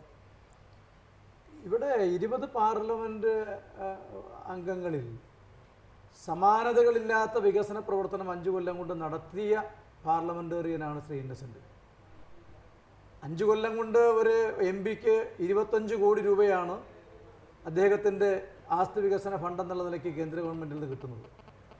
ശ്രീ KP ധനപാലൻ MP ആയിരുന്നപ്പോൾ അവശേഷിപ്പിച്ചു പോയ 2.25 കോടി രൂപ ഉൾപ്പെടെ 27.25 കോടി രൂപ വികസന പ്രവർത്തനങ്ങൾ വിജയകരമായി നിർവഹിച്ചു. മാധ്യമങ്ങളിൽ വന്ന വാർത്ത മണ്ഡലം കമ്മിറ്റി ഞാൻ പറയട്ടെ അത് മാത്രമല്ലല്ലോ, 1750 കോടി രൂപയുടെ വിവിധ വികസന പ്രവർത്തനങ്ങൾ നടത്തിക്കൊണ്ടാണ് കാലാവധി പൂർത്തിയാക്കിയിട്ടുള്ളത്. പിന്നെ സ്ഥാനാർത്ഥി പട്ടികയെ സംബന്ധിച്ച് കേരളത്തിൽ CPM മുന്നോട്ട് വയ്ക്കുന്ന സ്ഥാനാർത്ഥി പട്ടിക, ഇടതുപക്ഷത്തിൻ്റെ സ്ഥാനാർത്ഥി പട്ടിക രാഷ്ട്രീയ, സാമൂഹിക, സാംസ്കാരിക രംഗങ്ങളിലുള്ള പ്രതിഭകൾക്ക് നല്ല പ്രാതിനിധ്യം കൊടുത്തുകൊണ്ട് ആ മേഖലകളെ കൂടി സ്വാധീനിക്കാൻ കഴിയത്തക്ക നിലയിൽ വിപുലമായ ജനസ്വാധീനം ഉണ്ടാക്കിയെടുക്കാൻ കഴിയുന്ന വിധത്തിലേക്കുള്ള നല്ലവണ്ണം ഹോംവർക്ക് ചെയ്തുകൊണ്ടുള്ള സ്ഥാനാർത്ഥി പട്ടിക തന്നെയാണ്. അതിൽ ശ്രീ ഇന്നസെന്റും പരിഗണനയ്ക്ക് വിധേയമാക്കപ്പെടാവുന്ന മികച്ച പാർലമെന്റേറിയൻ കൂടിയാണ് എന്ന യാഥാർത്ഥ്യത്തിൽ നിന്നാണ് ഇന്നസെന്റിനെയും പരിഗണിക്കുന്നത്. പക്ഷേ NC മോഹനൻ നോക്ക്, നമ്മൾ എന്തായാലും ഈ സ്ഥാനാർത്ഥി പട്ടിക മോശം സ്ഥാനാർത്ഥി പട്ടികയാണ് എന്ന് എനിക്ക് തോന്നുന്നു. ശ്രീ പിയേഴ്സൺ, താങ്കളാണ് ഇതിനകത്തൊരു രാഷ്ട്രീയ നിരീക്ഷകനായിട്ടുള്ള, അങ്ങനെ ഇല്ല അല്ലേ? അങ്ങനെ ഒരു അഭിപ്രായം പറഞ്ഞില്ല. തീർച്ചയായിട്ടും അങ്ങനത്തെ അഭിപ്രായം പറഞ്ഞില്ല. മോശമായിട്ടുള്ള മെച്ചപ്പെട്ട സ്ഥാനാർത്ഥിയാണ്. മോശമായിട്ടുള്ള ചില സ്ഥാനാർത്ഥികളുണ്ട്. ഒന്ന് വാസവനെ പോലുള്ള സ്ഥാനാർത്ഥികൾ നമുക്ക് മോശമായിട്ടുള്ള സ്ഥാനാർത്ഥിയായിട്ട് കണക്കാക്കാൻ പറ്റും. വാസവൻ പക്ഷേ പഴയ വാസവനല്ല, ഇപ്പോൾ സെക്രട്ടറി ആയതിനു ശേഷം മെച്ചപ്പെട്ട. നോക്ക്, തെറ്റിതിരുത്തലുണ്ട്. ബെന്നറ്റ് കഴിഞ്ഞ തവണ ഒരു പേയ്മെന്റ് സീറ്റ് എന്നുള്ള നിലയിലാണ് ശ്രീ NC മോഹനൻ അത് സ്ഥിരീകരിച്ചുകൊണ്ട് CPI എന്ന രാഷ്ട്രീയ പാർട്ടി തന്നെ അച്ചടക്ക നടപടി എടുത്തു കഴിഞ്ഞു. കമ്മ്യൂണിസ്റ്റ് പാർട്ടി അച്ചടക്ക നടപടി എടുക്കുമ്പോൾ ആ തെറ്റ് പരിശോധിക്കുകയും വിലയിരുത്തുകയും എന്നിട്ട് തെറ്റാണെന്ന് കാണുകയും ചെയ്തുകൊണ്ടാണല്ലോ C ദിവാകരൻ എന്ന ആളടക്കമുള്ളവർക്കെതിരെ അച്ചടക്ക നടപടി. എന്നിട്ടിപ്പോൾ ആവട്ടെ, അതൊക്കെ വേറെ വിഷയമാണ്. എറണാകുളത്ത് ക്രിസ്റ്റി ഫെർണാണ്ടസ്, MM ലോറൻസ്, നിങ്ങളുടെ ഏറ്റവും തലമുതിർന്ന നേതാവ്, ഇന്നിപ്പോൾ എറണാകുളത്ത് ജീവിച്ചിരിക്കുന്നവരിൽ ക്രിസ്റ്റി ഫെർണാണ്ടസ് ഒരു അബദ്ധമായിരുന്നു എന്ന് പറഞ്ഞു. അപ്പോൾ ഒരു തെറ്റുതിരുത്തലുണ്ട് പുതിയ സ്ഥാനാർത്ഥി ലിസ്റ്റിലൂടെ. തെറ്റ് തിരുത്തലല്ല, തെറ്റ് പറ്റിയാൽ അത് തിരുത്തേണ്ടതാണെങ്കിൽ തിരുത്തണം. ഓരോ തെരഞ്ഞെടുപ്പും പകർന്നു നൽകുന്ന അനുഭവങ്ങളെ കൃത്യമായി വിശകലനം ചെയ്ത് ആ അനുഭവങ്ങളെ പാഠമാക്കിക്കൊണ്ട് കൂടുതൽ വിജയത്തിലേക്കുള്ള യാത്രയാണ് ഓരോ തെരഞ്ഞെടുപ്പിലെയും സ്ഥാനാർത്ഥി നിർണയമാണെങ്കിലും മറ്റു തീരുമാനങ്ങളാണെങ്കിലും. ഇവിടെ കേരളത്തിലെ 20 പാർലമെൻറ്റ് മണ്ഡലങ്ങളിൽ എല്ലാ സീറ്റുകളും എങ്ങനെ ജയിക്കാം, അതാണ് CPM ആലോചിക്കുന്നത്. അതുകൊണ്ട് ഏറ്റവും കൂടുതൽ വിജയസാധ്യതയുള്ളവരെ സ്ഥാനാർത്ഥികളാക്കുക, ജനങ്ങൾ ഏറ്റവും കൂടുതൽ ആഗ്രഹിക്കുന്നവരെയും അംഗീകരിക്കുന്നവരെയും സ്ഥാനാർത്ഥികളാക്കുക. അത് കൂടുതൽ വിജയപ്രതീക്ഷ നൽകുന്നതാണ്. കേരളീയ സമൂഹത്തിൻ്റെ വിവിധ മണ്ഡലങ്ങളിലെ വിവിധ വിഭാഗം ജനങ്ങൾ നിറഞ്ഞ മനസ്സോടുകൂടി സ്ഥാനാർത്ഥി പട്ടിക അംഗീകരിക്കും. ആത്മവിശ്വാസത്തോടു കൂടിയാണ് ശ്രീ ഷിയാസ് UDF മുന്നോട്ട് പോയിക്കൊണ്ടിരുന്നത്. നിലവിലുള്ള സിറ്റിംഗ് MP-മാർക്ക് വലിയ ഭീഷണിയില്ല എന്നുള്ള നിലയിൽ. എന്നാൽ നേരത്തെ നഷ്ടപ്പെട്ട ചാലക്കുടി അടക്കമുള്ള മണ്ഡലങ്ങൾ തിരികെ പിടിക്കണം എന്നുള്ള ഉദ്ദേശത്തോടു കൂടിയാണ് മുന്നോട്ട് പോയിക്കൊണ്ടിരുന്നത്. പക്ഷേ നോക്കൂ, ഇപ്പോൾ തിരിച്ച് LDF-ൽ നിന്നുമാണ് വലിയ നിലയിൽ ആക്രമണം ഉണ്ടായിരിക്കുന്നത്. CPM-ൻ്റെ പ്രധാനപ്പെട്ട സീറ്റുകളെല്ലാം തന്നെയും കൊല്ലത്ത് ഇപ്പോൾ KN ബാലഗോപാൽ, ആലപ്പുഴയിൽ ഒരു sitting MLA, Kozhikode sitting MLA, P Jayarajan വടകരയിൽ, എറണാകുളത്ത് P രാജീവ് തുടങ്ങി 5 സിറ്റിംഗ് MLA-മാരെ നിർത്തുകയും ഏറ്റവും ശക്തരായ നേതാക്കളെയും വെക്കുമ്പോൾ ഇടതുപക്ഷത്തിന് ഈ സ്ഥാനാർത്ഥി ദൗർബല്യം കൊണ്ടോ അല്ലെങ്കിൽ വേറെ എന്തെങ്കിലുമൊക്കെ അല്ലെങ്കിൽ യു ഡി എഫിൻ്റെ മികവ് കൊണ്ടോ, ഇപ്പോൾ സ്ഥാനാർത്ഥി ദൗർബല്യം അവർ ഒഴിവാക്കി. 2, യു ഡി എഫിൻ്റെ സിറ്റിംഗ് എം പിമാർ വലിയ നിലയിൽ ജനപ്രിയരായിരിക്കുന്നു. അവരെ ആ നിലയിൽ തന്നെ നേരിടുന്നതിന് വേണ്ടി ജനപ്രിയരായ മറ്റൊരു ജനപ്രതിനിധിയെ കണ്ടെത്തുക, എന്നിട്ട് സ്ഥാനാർത്ഥിയെ നിർത്തുക എന്നൊക്കെ പറയുമ്പോൾ നിങ്ങൾ ഈ ഒരു അസ്ത്രം യഥാർത്ഥത്തിൽ ഈ ഒരു ഇത്രയും ശക്തമായിട്ടുള്ളൊരു ഇടപെടൽ CPM-ൻ്റെയും LDF-ൻ്റെയും ഭാഗത്തു നിന്നുണ്ടാവുമെന്ന് പ്രതീക്ഷിച്ചതാണ്. ഇവിടെ CPM ഭയപ്പെട്ടിരിക്കുകയാണ്. ശരിക്കും ഇത്തരത്തിൽ സ്ഥാനാർത്ഥി LDF-ൻ്റെ സ്ഥാനാർത്ഥി പട്ടികയെക്കുറിച്ച് ചർച്ച ചെയ്യുമ്പോൾ മികച്ച സ്ഥാനാർത്ഥിമാരാണെന്ന് നിങ്ങൾ തന്നെ പറയുന്നു. ഇത് ശരിക്കും മാലിന്യ കൂമ്പാരത്തിൽ കൊണ്ടുപോയി ഒരു ലഡു വച്ചതുപോലെയാണ്. ഈ ഗവൺമെൻറ്റിനെതിരായും നരേന്ദ്രമോദിയുടെ ഗവൺമെൻറ്റിനെതിരായുള്ള ചർച്ചകളാണ് ഈ തെരഞ്ഞെടുപ്പിൽ ഏറ്റവും പ്രധാനപ്പെട്ടത്. അവിടെ വ്യക്തിയല്ല വിഷയം. ഇവിടെ ഈ 2 ഗവൺമെൻറ്റുകൾക്കുമെതിരായി വലിയ തോതിലുള്ള ജനവികാരം ഉയർന്നു കഴിഞ്ഞിരിക്കുന്നു. 1000 ദിവസം തികച്ച പിണറായി വിജയൻ്റെ നേതൃത്വത്തിലുള്ള ഗവൺമെൻറ്, നിങ്ങൾ ആലോചിക്കണം, ഈ പ്രളയത്തിന് ശേഷം കേരളത്തിലുണ്ടായ ഈ പ്രളയത്തിൽ അകപ്പെട്ട ആളുകൾക്ക് കൊടുത്ത സഹായങ്ങൾ അവരെ ജീവിതത്തിലേക്ക് തിരിച്ചു കൊണ്ടുവരാൻ എത്രത്തോളം കഴിഞ്ഞു എന്നുള്ളത്. അതിനുശേഷം ഈ ഗവൺമെൻറ് നടപ്പിലാക്കിയ മദ്യവുമായി പുതിയ മദ്യനയം നടപ്പിലാക്കിയ ഒരു ഗവൺമെൻറ് ജനങ്ങൾക്കെതിരായ നടപടികൾ സ്വീകരിച്ചുകൊണ്ട് മുന്നോട്ട് പോകുന്നു. തൊഴിലില്ലായ്മ വർദ്ധിച്ചുകൊണ്ടിരിക്കുന്നു. ഓരോ തരത്തിൽ ഇത് കൊണ്ടുപോകുമ്പോൾ നരേന്ദ്രമോദിയും പിണറായി വിജയനും ഈ കഴിഞ്ഞ ദിവസങ്ങളിൽ കാണിക്കുന്നത് എന്താണ്? പത്രമാധ്യമങ്ങളിൽ കൂടി നടത്തുന്ന വലിയ പബ്ലിസിറ്റിയാണ്. നരേന്ദ്രമോദി വലിയ പബ്ലിസിറ്റി നടത്തുന്നു. പ്രധാനപ്പെട്ട പത്രങ്ങളിൽ 5 പേജ് പബ്ലിസിറ്റിയാണ്. അത് തന്നെയാണ് പിണറായി വിജയൻ നടത്തുന്നത്. തെരഞ്ഞെടുപ്പ് പ്രചരണ ഘട്ടത്തിൽ പ്രസംഗിച്ചോളൂ. ഞാൻ ചോദിക്കുന്നത്, നോക്ക്, ഒരു നിങ്ങളുടെ സിറ്റിംഗ് MP-യെ നേരിടാൻ ഒരു ജനപ്രതിനിധിയെ നിയോഗിക്കുക. ഞാൻ നേരത്തെ വീണ്ടും പറയുന്നു, പത്തനംതിട്ട വീണ ജോർജ്, കോഴിക്കോട് പ്രദീപ് കുമാർ, തിരുവനന്തപുരത്ത് C. ദിവാകരൻ, ആലപ്പുഴയിൽ ആരിഫ്, മാവേലിക്കരയിൽ ചിറ്റയം ഗോപകുമാർ. ഈ ആഗ്നേയാസ്ത്രം യഥാർത്ഥത്തിൽ പ്രതീക്ഷിച്ചതാണോ നിങ്ങൾ? അങ്ങനെ ഒരു ജനപ്രതിനിധി പ്രിയങ്കരനാവുന്നത് കൊണ്ട് ആ മണ്ഡലം തുടർച്ചയായി നിലനിർത്തുക എന്നുള്ളത് UDF-ൻ്റെ ഒരു കുറേ കാലത്തെ, ഇപ്പം നമ്മൾ പരവൂർ VD സതീശനാണ് അവിടെ സ്ഥിരമായി ജയിച്ചുകൊണ്ടിരിക്കുന്നത്. ലോക്സഭാ തെരഞ്ഞെടുപ്പ് പോകുമ്പോൾ ഒരു 15,000 PSനാണ് അറിയാം അല്ലേ? അത്ഭുതകരമായിട്ടുള്ളതാണ്. നമ്മുടെ VT ബൽറാമിൻ്റെ സീറ്റ്, അങ്ങനെ എത്രയോ സീറ്റ്, എനിക്ക് തോന്നുന്നു ഒരു 5-10 സീറ്റുകൾ UDF-ൻ്റെ ജനപ്രതിനിധികളുടെ ജനപ്രിയത കൊണ്ട് മാത്രം UDF-ന് കിട്ടിക്കൊണ്ടിരിക്കുന്നതാണ്. അതെല്ലാം ഇടതുപക്ഷ സ്വഭാവമുള്ളതാണ്. അങ്ങനെ നമ്മൾ LDF-ന് നോക്കിയാൽ ഇല്ല. കാരണം ഇവർക്ക് 2 ടേമാണ് മാക്സിമം കിട്ടാവുന്നത്, അല്ലെങ്കിൽ 3 ടേമാണ് മാക്സിമം കിട്ടാവുന്നത്. അതുകൊണ്ട് ഒരാൾക്കൊരു മണ്ഡലത്തിൽ മാത്രമായി കോൺസെൻട്രേറ്റ് ചെയ്യാൻ പറ്റില്ല. അപ്പോഴാണ് LDF തീരുമാനിക്കുന്നത്. അങ്ങനെ മണ്ഡലം നിലനിർത്തുന്ന ഇടത് സ്വഭാവമുള്ള മണ്ഡലങ്ങളുണ്ട്. ആ മണ്ഡലങ്ങൾ പിടിക്കാൻ വേണ്ടി അതേ മാതൃകയിൽ തന്നെ നമ്മൾ ഒരു ജനപ്രതിനിധിയെ പിടിക്കുക എന്നുള്ളത്, ഇത് ഒരുപക്ഷെ ആലോചിച്ചെടുത്ത തീരുമാനമായിരിക്കും, അല്ലെങ്കിൽ അബദ്ധത്തിൽ വന്ന 5 പേരായിരിക്കും. ഷിഷിയാസ്, ഞാൻ താങ്കളോടാണ് ചോദിക്കുന്നത്, ഈ അഗ്നേയാസ്ത്രം നിങ്ങൾ പ്രതീക്ഷിച്ചതല്ല, എന്തായാലും അല്ല. ഇത് ഇടതുപക്ഷത്തിന് ഇതൊരു ജീവൻ മരണ പോരാട്ടമാണ്. പ്രത്യേകിച്ച് കേരളത്തിൽ മാത്രമാണ് അവർ ജയിച്ചു വരാൻ സാധ്യതയുള്ള സീറ്റുകളുള്ളത്. കൽക്കട്ട, ബംഗാളിലും പശ്ചിമ ബംഗാളിലും അതുപോലെ തന്നെ ത്രിപുരയിലും ഒന്നും ജയിച്ചു വരാനുള്ള ഒരു സാധ്യതയുമില്ല. പരമാവധി ജയിച്ചു വരാൻ കഴിയുന്ന സ്ഥാനാർത്ഥിമാരെ ഇവിടെ ഏറ്റവും വലിയ ഗൗരവത്തോടു കൂടിയാണ് കണ്ടിട്ടുള്ളത്. ആ ഗൗരവത്തോടു കൂടി തന്നെ ഞങ്ങൾക്ക് പൂർണ്ണമായും ജയിച്ചു വരാൻ കഴിയും. ഇവിടെ ഏത് രീതിയിലും ജയിക്കാൻ കഴിയുന്ന തരത്തിലേക്ക് സ്ഥാനാർത്ഥിമാരുടെ മികവ് ഇവർ ഉയർത്തി കാണിക്കുന്നു. തെരഞ്ഞെടുപ്പിൽ നുണപ്രചരണം നടത്തി ജയിക്കാനുള്ള സാധ്യത, അധികാരത്തിന്റെ തണലിൽ എന്തും കാണിച്ച് ജയിക്കാൻ കഴിയുന്ന തരത്തിലേക്കുള്ള ഒരു പോക്കാണ് സഖാവ് പിണറായി വിജയന്റെ നേതൃത്വത്തിലുള്ള ഇടതുപക്ഷത്തിന്റെ, പ്രത്യേകിച്ചും CPM-ന്റെ നിലപാടുകൾ. ഇവിടെ ഈ ഗവൺമെന്റിനെതിരായിട്ടുള്ള ഭരണപരാജയം, അതുപോലെ തന്നെ അക്രമ രാഷ്ട്രീയം, അതുപോലെ നരേന്ദ്രമോദിയുടെ 5 വർഷത്തെ ജനവിരുദ്ധ നയങ്ങൾ, ഇതൊക്കെയാണ് തെരഞ്ഞെടുപ്പിൽ ചർച്ച ചെയ്യപ്പെടുന്നത്. അതല്ലേ പ്രാധാന്യം. ഞാൻ പറയുന്നത് ഷിഷിയാസ്, ഇനി അക്രമ രാഷ്ട്രീയമായിരിക്കും ഈ തെരഞ്ഞെടുപ്പിലെ മുഖ്യ വിഷയമെന്ന് ഉമ്മൻചാണ്ടി തന്നെ കഴിഞ്ഞ ദിവസം പറഞ്ഞിട്ടുണ്ട്. P. ജയരാജനെ കുറിച്ചാണല്ലോ നിങ്ങൾക്ക് ആക്ഷേപം. P. ജയരാജനെ സ്ഥാനാർത്ഥിയായി തന്നെ പിടിച്ചോ. അവിടെ വടകര നിങ്ങൾ കഴിഞ്ഞ 2 തവണ ജയിച്ചിട്ടുള്ള മണ്ഡലമാണല്ലോ, ഒന്ന് തോൽപ്പിക്ക്. കൊലപാതകളെ സംരക്ഷിക്കുന്ന, അവർക്ക് സീറ്റ് നൽകുന്ന ഒരു പാർട്ടിയായി CPM പോലുള്ള ഒരു പാർട്ടി മാറി. ഇവിടെ ഇത്തരത്തിൽ തോൽപ്പിക്കാൻ കഴിയോ ഇല്ലയോ എന്നുള്ള കാര്യത്തിലൊക്കെ നമ്മൾ തെരഞ്ഞെടുപ്പ് ഫലം പുറത്തു വരുമ്പോൾ തോൽപ്പിച്ചോളൂ. CPM ഏറ്റവും ജയിക്കാൻ സാധ്യത അവർ കൽപ്പിക്കുന്ന ഈ സ്ഥാനാർത്ഥിമാരെ കൊണ്ടുവന്ന് നിർത്തിയാൽ പോലും ഈ തെരഞ്ഞെടുപ്പിൽ CPM-ന് ജയിക്കാൻ സാധിക്കില്ല എന്ന് നമ്മൾക്ക് 100% പറയാൻ കഴിയും.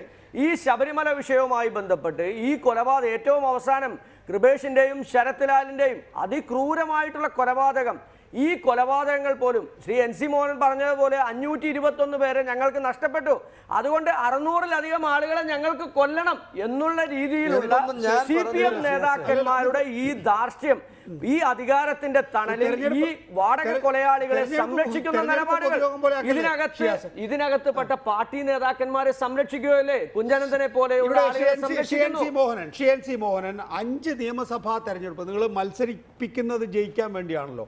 5 നിയമസഭാ തെരഞ്ഞെടുപ്പുകൾ ഉപതെരഞ്ഞെടുപ്പുകൾ ഉണ്ടാകുന്ന ഒരു സാഹചര്യം നോക്കൂ. ഈ തെരഞ്ഞെടുപ്പ് കഴിയുന്നു, പിന്നെ ഒരു 6 മാസത്തിനുള്ളിൽ വേറൊരു ഉപതെരഞ്ഞെടുപ്പ് വരികയാണ്. ഒരു മിനി തെരഞ്ഞെടുപ്പിനോട് ഒരു ജനറൽ ഇലക്ഷൻ പോലെ വരാവുന്ന വിധത്തിൽ നേരത്തെ കഴിഞ്ഞ ലോക്സഭാ തെരഞ്ഞെടുപ്പിൽ 3 ഉപതെരഞ്ഞെടുപ്പുകൾ ഒന്നിച്ചുണ്ടായിട്ടുണ്ട്. ഇത് 5 ഉണ്ടാവുകയാണ്. അത്യാവശ്യം ഭൂരിപക്ഷം ഉണ്ട് എന്നുള്ളതൊക്കെ സമ്മതിച്ചു. പക്ഷേ എന്നിട്ട് ഇത്രയും അഹങ്കാരം കാണിക്കാമോ എന്നുള്ളതാണ്. ഇത് അഹങ്കാരമല്ല നികേഷ്, ആത്മവിശ്വാസമാണ്. ജനങ്ങൾ പകർന്നു നൽകുന്ന കരുത്തിലുള്ള നല്ല ഉറച്ച വിശ്വാസം. ഇവിടെ 20 പാർലമെന്റ് മണ്ഡലങ്ങളിൽ നിന്നും ഇടതുപക്ഷ ജനാധിപത്യ മുന്നണിയുടെ സ്ഥാനാർത്ഥികൾ വിജയിക്കണം. അങ്ങനെ വിജയിപ്പിച്ചെടുക്കാൻ കഴിയുന്ന ആഴത്തിൽ ജനസ്വാധീനമുള്ള സ്ഥാനാർത്ഥികളെ നോക്കി മത്സരിപ്പിക്കുന്നു. അവർ ചിലപ്പോൾ ഇപ്പോൾ MLA-മാരായിട്ട് പ്രവർത്തിച്ചുകൊണ്ടിരിക്കുന്നവരായിരിക്കാം. അവർ ജയിച്ചു പോയി കഴിയുമ്പോൾ ബൈ ഇലക്ഷൻ വരും, ബൈ ഇലക്ഷനിൽ ജയിക്കാൻ കഴിയുമെന്ന് ഉറപ്പുള്ളത് കൊണ്ടാണല്ലോ ഈ തീരുമാനത്തിലേക്ക് എത്തുന്നത്. ബൈ ഇലക്ഷനിൽ സംസ്ഥാനത്തിന്റെ മെഷീനറി പൂർണ്ണമായും ഉപയോഗിക്കാം എന്നുള്ളൊരു വിശ്വാസം ഉണ്ടെന്നാണ് ഷിയാസ് പറഞ്ഞത്. അത് ഷിയാസിന് അങ്ങനെ ചെയ്ത് ശീലമുള്ളത് കൊണ്ട് അവരങ്ങനെ ഉപതെരഞ്ഞെടുപ്പിൽ എന്താണ് സാമുദായിക നേതൃത്വമായും ഈ ഭരണത്തിന്റെ തണലിലും പണം ഉപയോഗിച്ചുമല്ല തെരഞ്ഞെടുപ്പിനെ നേരിട്ടത്. പിന്നെ എന്തായാലും കേരളത്തിന്റെ ഇടതുപക്ഷ മനസ്സിനെ തകർക്കാനാവില്ല എന്ന പാഠം ഈ കഴിഞ്ഞ ഉപതെരഞ്ഞെടുപ്പ് തന്നെ പഠിപ്പിച്ച് നൽകിയിട്ടുണ്ട്. മാത്രമല്ല പ്രാദേശിക സ്വയംഭരണ സ്ഥാപനങ്ങളിലേക്ക് നൽകിയിട്ടുള്ള ഉപതെരഞ്ഞെടുപ്പുകൾ പകർന്നു നൽകുന്ന പാഠം എന്താ? ഇവരിപ്പോൾ ഇടയ്ക്കിടയ്ക്ക് ഈ അപസ്മാരം ബാധിച്ച കുട്ടിയുടെ അലർച്ച പോലെയാ ഇടയ്ക്കിടയ്ക്ക് ശബരിമല എന്ന് പറയുന്നുണ്ടല്ലോ. ശബരിമല അയ്യപ്പൻ ഇരിക്കുന്ന വാർഡിൽ ഇടതുപക്ഷമല്ലേ ജയിച്ചേ? ശബരിമല അയ്യപ്പൻ ഇരിക്കുന്ന തദ്ദേശ സ്വയംഭരണ സ്ഥാപനങ്ങളിലെ തെരഞ്ഞെടുപ്പുകളെ അതാണോ അത് മാനദണ്ഡമാക്കിയാണോ പൊതു തെരഞ്ഞെടുപ്പുകളെ മാനദണ്ഡമാക്കുന്നത്? ശബരിമല ഉപതെരഞ്ഞെടുപ്പുകളിലെ തെരഞ്ഞെടുപ്പിന്റെ പരാജയമാണോ മാനദണ്ഡമാക്കുന്നത്?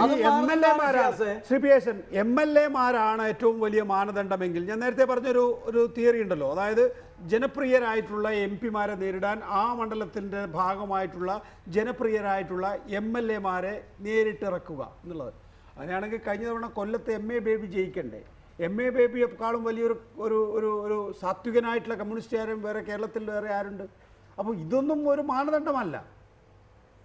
അല്ല, മാനദണ്ഡത്തിൻ്റെ പ്രശ്നമല്ല. ഇവരെ സംബന്ധിച്ചിടത്തോളം ഇവർക്ക് അവതരിപ്പിക്കാൻ പറ്റുന്നതായിട്ടുള്ള സ്ഥാനാർത്ഥികൾ എന്ന നിലയ്ക്ക് ഇതിനേക്കാൾ മികച്ച സ്ഥാനാർത്ഥികളെ കണ്ടെത്താൻ പറ്റുന്നില്ല എന്ന് പറയുന്ന ഒരു വിഷയം അതിൻ്റെ പിന്നിലുണ്ടല്ലോ. വളരെ ചെറുപ്പക്കാരായിട്ടുള്ള വിദ്യാർത്ഥി പ്രസ്ഥാനത്തിലും അതുപോലെ യുവജന പ്രസ്ഥാനത്തിലൊക്കെ പ്രവർത്തിക്കുന്നതായിട്ടുള്ള ചെറുപ്പക്കാരെ അവതരിപ്പിച്ച് സ്വാഭാവികമായിട്ടും ഇതിനൊക്കെ നേരിടാനായിട്ടുള്ള കരുത്ത് മുൻകാലങ്ങളിൽ പല ഘട്ടങ്ങളിലും ഇടതുപക്ഷം കാണിച്ചിട്ടുണ്ട്. ആ തരത്തിൽ ഉള്ള ഒരു ശക്തി എന്ന് പറയുന്നത് ഈ അടുത്ത കാലത്തായിട്ട് ചോർന്നു പോയിട്ടുണ്ട് എന്ന് വേണം ഈ സമീപനത്തിൽ നമുക്ക് അവരെ വിലയിരുത്താനായിട്ടെന്നാണ് എനിക്ക് തോന്നുന്നത്. MLA-മാർ എന്തിനു വേണം? ശരിയല്ലേ? സാധാരണഗതിയിൽ ഈ ചെറുപ്പക്കാർ ഇടതുപക്ഷത്തിൻ്റെ ഒരു പ്രത്യേകത, ഇപ്പം MP രാജേഷും ഒക്കെ PK ബിജുവും സമ്പത്തും ഒക്കെ വന്നിട്ടുള്ളത് വളരെ ചെറുപ്പക്കാരായിട്ടുള്ള നേതാക്കളാണല്ലോ. കഴിഞ്ഞ തെരഞ്ഞെടുപ്പിൽ ഇപ്പോൾ മുഹമ്മദ് റിയാസിനെ പോലുള്ളവരെ, അതിനു മുമ്പ് ഷംസീറിനെ പോലുള്ളവരെ ഒക്കെ പരിഗണിച്ചിരുന്നു. ഇത്തവണ അങ്ങനെയില്ല. ഇല്ലേ? ഇങ്ങനെ പരിഗണിക്കാത്തതിൻ്റെ ഒരു വലിയ പ്രശ്നം പാർട്ടിയെ സംബന്ധിച്ചിടത്തോളം ഞാൻ വിലയിരുത്തുന്നു. പക്ഷേ ഒരു ലോക്സഭാ മണ്ഡലം എന്ന് പറയുമ്പോൾ 7 മണ്ഡലങ്ങൾ നിറഞ്ഞാണ്. അവിടേക്ക് ഏതെങ്കിലും തരത്തിൽ മുഖപരിചയമുള്ളവരെ മാത്രമേ ഓപ്റ്റ് ചെയ്യുന്നുള്ളൂ. പക്ഷേ റിയാസിൻ്റെത് ഒരനുഭവമായി എടുക്കാമല്ലോ. വടകര എന്ന് പറയുന്ന ശക്തമായിട്ടുള്ളൊരു കമ്മ്യൂണിസ്റ്റ് മണ്ഡലം, ആ മണ്ഡലത്തിൽ അവിടെ പരാജയം ഉണ്ടായല്ലോ. അപ്പോൾ ചെറുപ്പക്കാരെ പരിഗണിച്ചത് കൊണ്ട് മാത്രം വിജയമുണ്ടാകുന്നില്ല. ഈ ലോക്സഭാ മണ്ഡലത്തിൽ ഏതെങ്കിലും തരത്തിലുള്ള മുഖപരിചയം വേണം എന്നുള്ള നില വന്നിരിക്കുന്നു. അത് കമ്മ്യൂണിസ്റ്റ് പാർട്ടിയെ പറഞ്ഞിട്ട് എന്താ കാര്യം? അതെ, അത് കമ്മ്യൂണിസ്റ്റ് പാർട്ടി അങ്ങനെ ആയിരുന്നില്ല നേരത്തെ പ്രവർത്തിച്ചിരുന്നത്. ആണോ? അല്ലല്ല. പരിചയമില്ലാത്തതായിട്ടുള്ള എത്രയോ ആളുകളെ പരിചയപ്പെടുത്തിയാണ് കമ്മ്യൂണിസ്റ്റ് രാഷ്ട്രീയത്തെ മുന്നോട്ട് വെച്ചുകൊണ്ട് തിരഞ്ഞെടുപ്പുകൾ വിജയിച്ചിരുന്ന ഒരു ചരിത്രം ഉണ്ടായിരുന്നു. ആ ചരിത്രം മാറിപ്പോയിരിക്കുന്നു എന്നുള്ളതാണ്. ബൂർഷ്വാ രാഷ്ട്രീയത്തിൻ്റെ രീതിശാസ്ത്രം അനുസരിച്ച് തന്നെയാണ് നമ്മളുടെ ഈ MLA-മാർ, നമ്മുടെ MLA-മാരുടെ അതുപോലെ MP-മാരുടെയൊക്കെ പരിണാമം എന്ന് പറയുന്നത് എന്താണ്? അവർ ജീവിക്കുന്ന ആ പ്രത്യേകമായിട്ടുള്ള ഭൂഖണ്ഡത്തിൽ അവർ വലിയ നാട്ടുപ്രമാണിമാരും നാടുവാഴികളുമായി മാറുകയല്ലേ ചെയ്യുന്നത്. അതിൻ്റെ സ്വാധീനം അത് സ്വന്തം രാഷ്ട്രീയ പ്രസ്ഥാനത്തിൻ്റെ വോട്ടുകൾ മാത്രമല്ല, അത് നേരത്തെ നമ്മൾ സതീശൻ്റെ കാര്യത്തിൽ സൂചിപ്പിച്ചില്ലേ, ഇങ്ങനെയല്ലേ കേരളത്തിലെ രാഷ്ട്രീയം ഇപ്പോൾ മാറിക്കൊണ്ടിരിക്കുന്നത്. അധികാരത്തിൻ്റെയും പണത്തിൻ്റെയും വലിയ തരത്തിലായിട്ടുള്ള ഒഴുക്കിൻ്റെ അടിസ്ഥാനത്തിൽ അത് ഇടതുപക്ഷമായി കഴിഞ്ഞാൽ വലതുപക്ഷമായി കഴിഞ്ഞാലും വലിയ തോതിൽ അപ്പുറത്തും എപ്പുറത്തും നിൽക്കുന്നതായിട്ടുള്ള ആളുകളെ സ്വാധീനിക്കാൻ പറ്റുന്ന രീതിശാസ്ത്രം വളർന്നു വന്നിരിക്കുകയാണ്. ആ രീതിശാസ്ത്രത്തിന് അടിമയായി കഴിഞ്ഞിരിക്കുന്ന ഒരു വലിയ രാഷ്ട്രീയ പരിപ്രേക്ഷ്യത്തിൻ്റെ ഫലമാണ് യഥാർത്ഥത്തിൽ ഇപ്പോൾ ഇത്രമാത്രം എം എൽ എമാരെ നിർത്തി. അതുകൊണ്ട് ഞാൻ നേരത്തെ പറഞ്ഞത് എം എൽ എമാരെക്കാൾ കൂടുതൽ സ്വാധീനം തീർച്ചയായിട്ടും മന്ത്രിമാരൊക്കെ ആയിരിക്കും. അങ്ങനെയാണ് മന്ത്രിമാരെ നിർത്തിക്കൂടെ, കുറേ ഒരു 3-4 മന്ത്രിമാരെ കൂടെ നിർത്തി കഴിഞ്ഞാൽ യു ഡി എഫിനെ അതിശക്തമായിട്ട് വെല്ലുവിളിക്കാനായിട്ട് കഴിയില്ല. അതും ആലോചിക്കാവുന്ന ഒരു കാര്യമാണ്. ആലപ്പുഴ തോമസ് ഐസക്കിനെയും ജി സുധാകരനെയും പരിഗണിച്ചിരുന്നു എന്നാണ് നമ്മൾ കേട്ടിരുന്നത്. പിന്നീടാണ് ആരിഫിന്റെ പേര് ഉയർന്നു വന്നിട്ടുള്ളത്. പൊന്നാനിയിൽ ഇതേപോലെ അന്നും ഇന്നുമുണ്ട്. അത്തരത്തിലുള്ള ഒരു സ്ട്രാറ്റജിയിലേക്ക് പോവുകയാണ് ചെയ്യുന്നത് കമ്മ്യൂണിസ്റ്റ് പാർട്ടി. ഇവിടെ നമുക്ക് ഇടതുപക്ഷത്തിന്റെ കാര്യത്തിൽ എന്തെങ്കിലുമൊക്കെ പറയാനെങ്കിലും ഉണ്ട്. ഒരു ചർച്ച ഉരുത്തിരിയുന്നുണ്ട് അവിടെ. ഷിയാസ്, കോൺഗ്രസിൻ്റെ കാര്യത്തിൽ യു ഡി എഫിൻ്റെ കാര്യത്തിൽ അങ്ങനെയില്ല എന്നുള്ളതാണ്.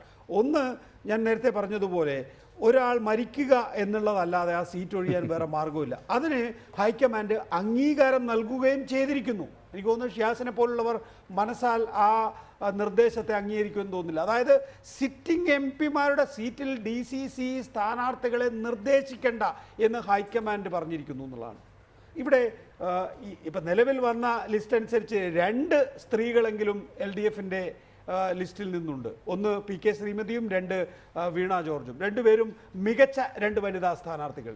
നിങ്ങളുടെ കാര്യത്തിൽ അതുമില്ല. അപ്പോൾ യുവാക്കളെയും യുവതികളെയും അല്ലെങ്കിൽ സ്ത്രീകളെയും തീരെ പരിഗണിക്കാത്ത മുന്നണിയായി UDF മാറിയിരിക്കുന്നു. ഇത് കഴിഞ്ഞ തെരഞ്ഞെടുപ്പുകളിലും ഇത് തന്നെ ഒരു പരാതി ഉണ്ടായിരുന്നു. പക്ഷേ ആ തെരഞ്ഞെടുപ്പുകളിലും കഴിഞ്ഞ 2 ലോക്സഭാ തെരഞ്ഞെടുപ്പിലും വളരെ സീനിയറായിട്ടുള്ള ആളുകളാണ് ഓരോ പാർലമെൻറ്റ് നിയോജകമണ്ഡലത്തിലെയും പ്രതിനിധീകരിച്ചത്. വലിയ വിജയം കൈവരിക്കാൻ കഴിഞ്ഞിട്ടുണ്ട്. ചെറുപ്പക്കാരും യുവതികളുമൊക്കെ പുതിയ തലമുറയിൽപ്പെട്ട ആളുകളൊക്കെ പാർലമെൻ്ററി രംഗത്തേക്ക് കടന്നു വരണമെന്ന ആഗ്രഹമുള്ള ആളുകളാണ് ഞങ്ങളെപ്പോലെയുള്ള കോൺഗ്രസ് പ്രവർത്തകർ. ഇവിടെ കോൺഗ്രസിൻ്റെ സിറ്റിംഗ് എം പിമാരെല്ലാവരും തന്നെ മത്സരിച്ചുകൊള്ളൂ എന്ന് AICCയുടെ ഒരു വിജ്ഞാപനവും ഇറങ്ങിയിട്ടില്ല. AICC അത് അറിയിച്ചിട്ടുമില്ല. പത്രങ്ങളിൽ വരുന്ന വാർത്തകളല്ലാതെ KPCC അതുപോലെ തന്നെ ഞാൻ നേരത്തെ പത്തനംതിട്ടയുടെ കാര്യം പറഞ്ഞല്ലോ. പത്തനംതിട്ടയോട് കൊടുക്കണ്ടെന്ന് പറഞ്ഞു. കാരണം അവിടെ ആന്റണി അവിടെ ഉണ്ടല്ലോ. പത്തനംതിട്ട 3 പേരുടെ പേര് കൊടുത്തു. അപ്പോൾ അതിന്മേലുള്ള ശകാരം ഇതെല്ലാം നമ്മൾ കാണുന്നതാണ് ഓരോ ദിവസവും. ഇതൊന്നും സത്യവിരുദ്ധമായിട്ടുള്ള കാര്യങ്ങളെ അല്ല. കോൺഗ്രസ് പോലുള്ള വലിയൊരു പാർട്ടിയാണ്. ഇതൊരു വലിയ ജനാധിപത്യ പാർട്ടിയല്ലേ. അഭിപ്രായം പറയാൻ കഴിയുന്ന തരത്തിലേക്ക് നല്ല നേതൃത്വമുള്ള ഒരു പാർട്ടിയാണ്. അത് കോൺഗ്രസിൻ്റെ സ്ഥാനാർത്ഥി നിർണയവുമായി ബന്ധപ്പെട്ട് താഴെ തലങ്ങളിലും മേൽത്തലങ്ങളിലുമുള്ള ചർച്ചകളൊക്കെ അവരവരുടെ അഭിപ്രായങ്ങൾ പറയും. ആ പറയുന്ന അഭിപ്രായങ്ങൾ മുഴുവൻ പത്രങ്ങളിലൊന്നും വരുന്നില്ലല്ലോ. വരുന്ന വാർത്തകളൊന്നും അടിസ്ഥാനമായിട്ടുള്ള വാർത്തകളുമല്ല. പക്ഷേ ഇവിടെയൊക്കെ കോൺഗ്രസ് വളരെ ശക്തമായി ഈ തെരഞ്ഞെടുപ്പിൽ വലിയ പോരാട്ടമാണ്. ഞാൻ നേരത്തെ സൂചിപ്പിച്ചതുപോലെ നരേന്ദ്രമോദിയാണോ രാഹുൽ ഗാന്ധിയാണോ അധികാരത്തിലേക്ക് വരേണ്ടതെന്നുള്ള ഒരു ചോദ്യം ജനങ്ങൾക്ക് മുമ്പിലുണ്ട്. അതുകൊണ്ട് തീർച്ചയായും ജനങ്ങൾ ഇഷ്ടപ്പെടുന്ന രാജ്യത്തിന് അനിവാര്യമായിട്ടുള്ള ആളുകൾ മാത്രം ഉണ്ടാവുകയുള്ളൂ. ശ്രീ ആന്റണി രാജു, ഇന്നിപ്പോൾ NCP, അതുപോലെ INL, ജനാധിപത്യ കേരള കോൺഗ്രസ് തുടങ്ങിയ പാർട്ടികളുമായിട്ടൊക്കെ തന്നെയും CPM ഉഭയകക്ഷി ചർച്ച നടത്തിയിരുന്നു. നിങ്ങൾ സീറ്റ് ആവശ്യപ്പെട്ടിട്ടില്ല. എന്നാൽ ഫ്രാൻസിസ് ജോർജിനെ സ്ഥാനാർത്ഥിയായി നിർത്താമെങ്കിൽ ഞങ്ങൾ സഹകരിക്കാം എന്ന നിലപാടാണ് നിങ്ങൾ എടുത്തത് എന്നാണ് ഞാൻ മനസ്സിലാക്കുന്നത്.